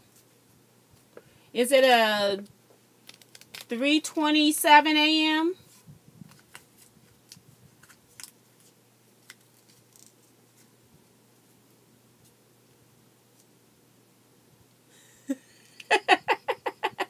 Okay.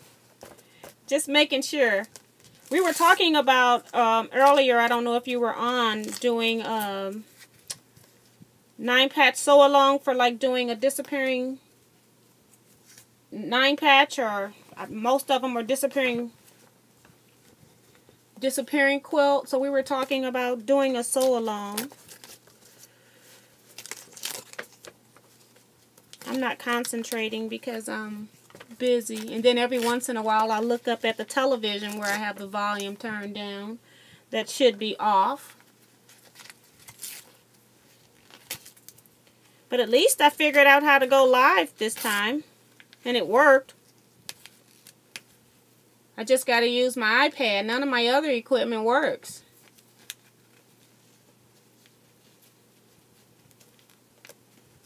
Okay, my baby dog is giving me the evil eyes. Bye-bye, Luane. Thank you.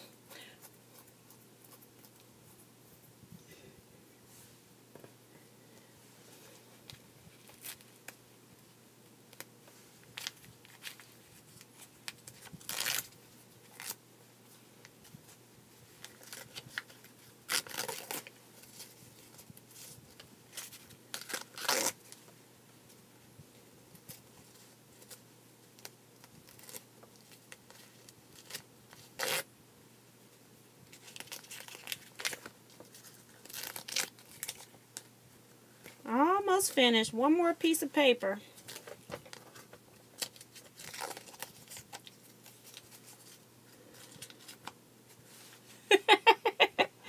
No, you can't cheat just by thinking about paper piecing. Alright, all the paper is out. I just need to give it a good press now.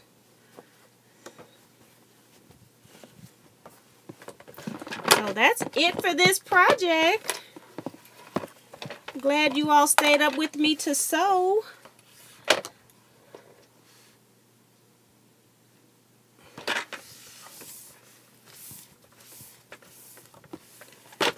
I'll have to do another one.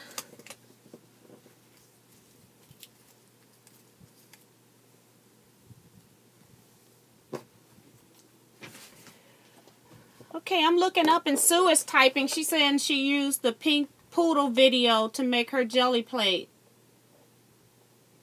She said, but like everything else, I did my own thing a little. So thanks, Sue, for putting that out there.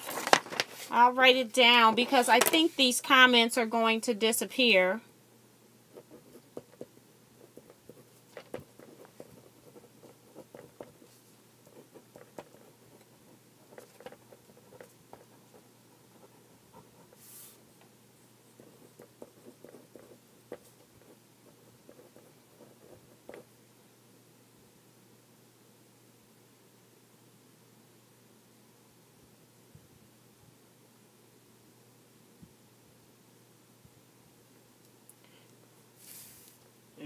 So you baked yours twice.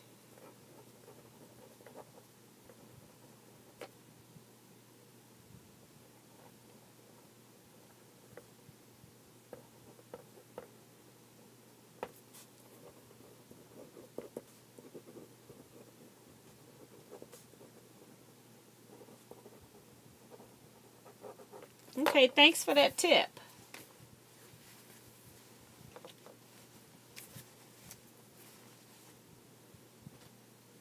I'm just going to put my block back there. I'll press it in the morning and finish the video in the morning.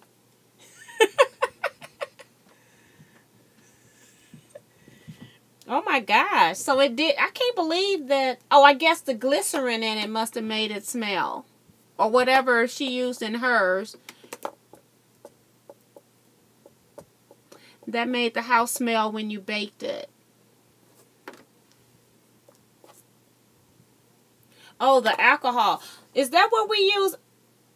Because I couldn't remember if that was glycerin or if I had to buy glycerin and alcohol. So that was the 99 proof alcohol. Or did you use regular alcohol?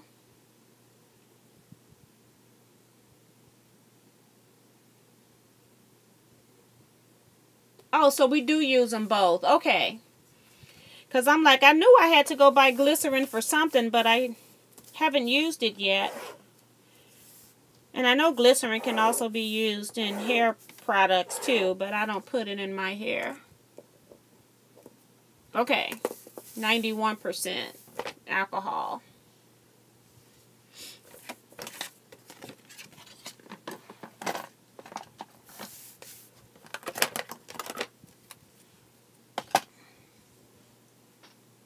So I'm actually finished with my block.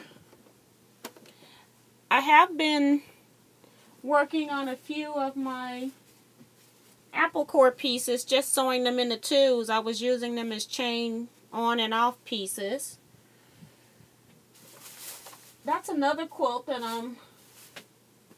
I'm tired of. But I want it done because I really like it. I'm just tired of piecing it. And I still got pieces from the memory quilts that I'm making. This is number 4. And I'm sick of this too.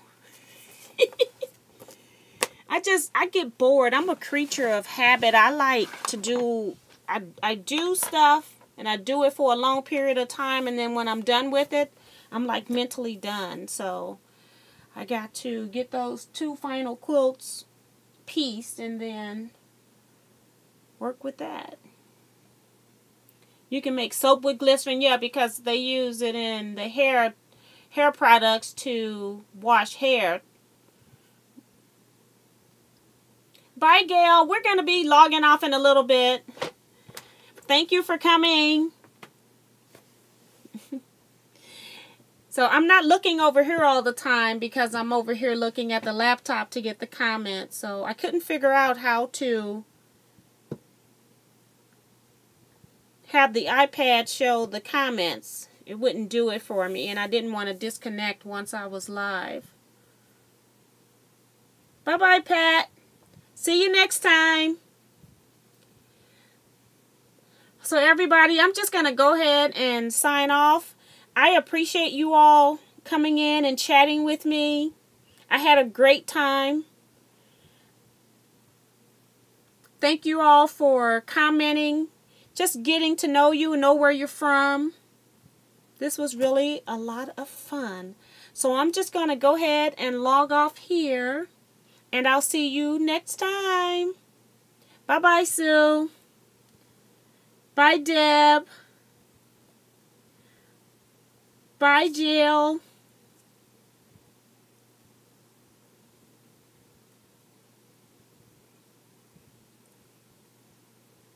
Just trying to make sure I get everybody.